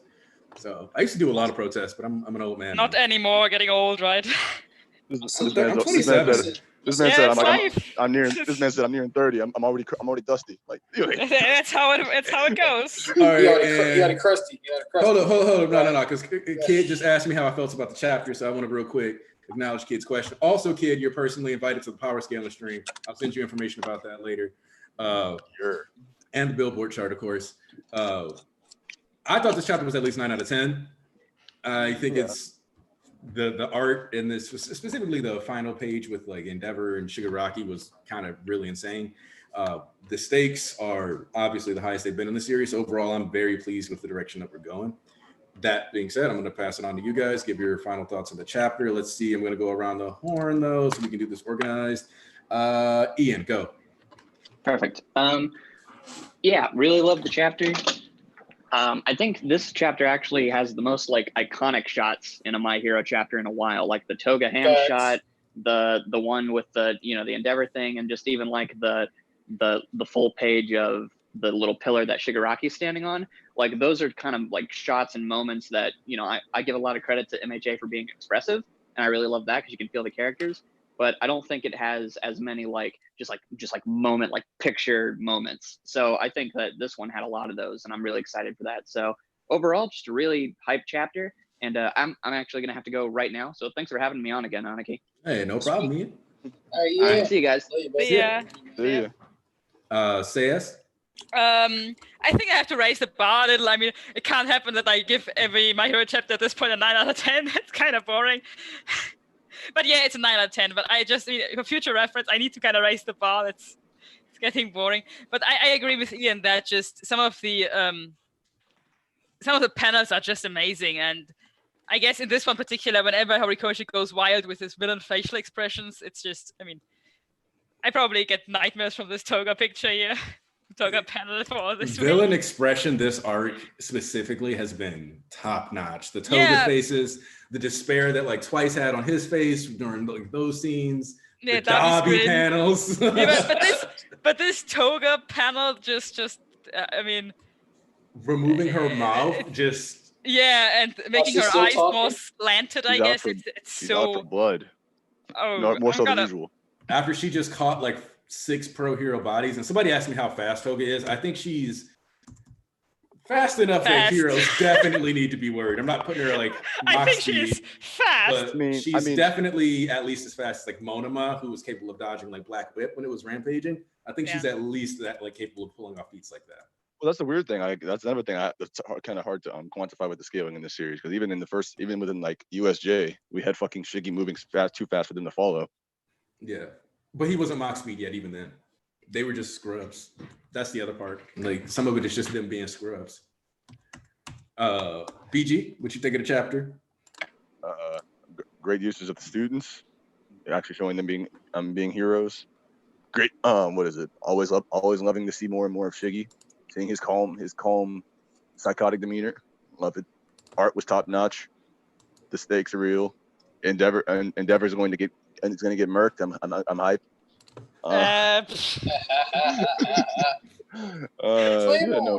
So in terms of chapter itself, it's a good 9 out of 10, and for the hype that it brings for the next, a good plus ultra out of 10.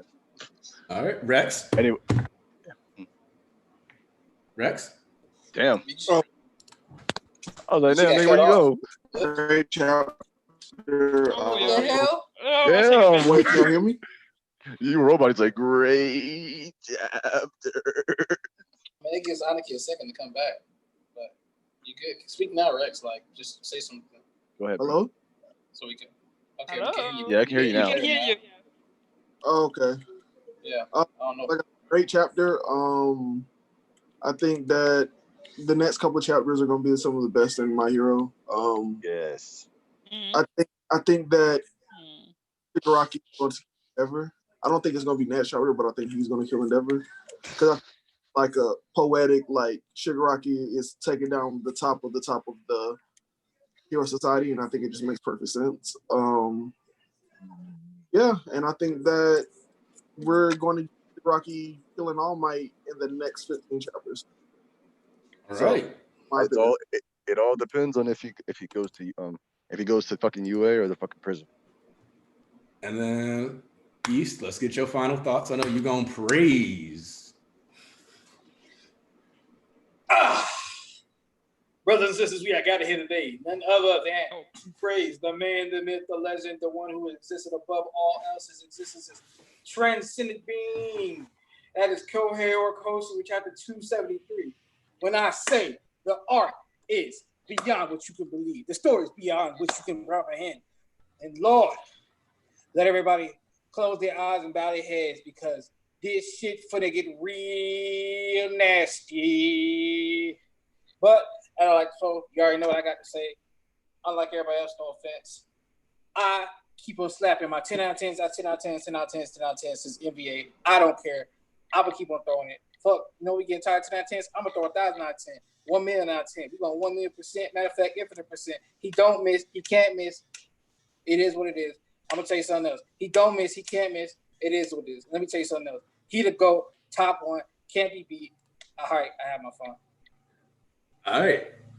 We love a good East praise session. That's going to wrap up the stream for this week. We'll be back next week in theory. Assuming we got another chapter coming out. After that, we'll see what happens June 12th or June 14th because I should be out of town. That stream might have to happen later at night. We'll see what happens. I'm expecting to be on the lake sipping beer and all kind of other stuff that weekend, though.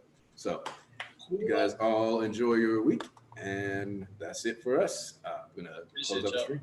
All right. Thanks for coming through. Like, subscribe, share. Boom.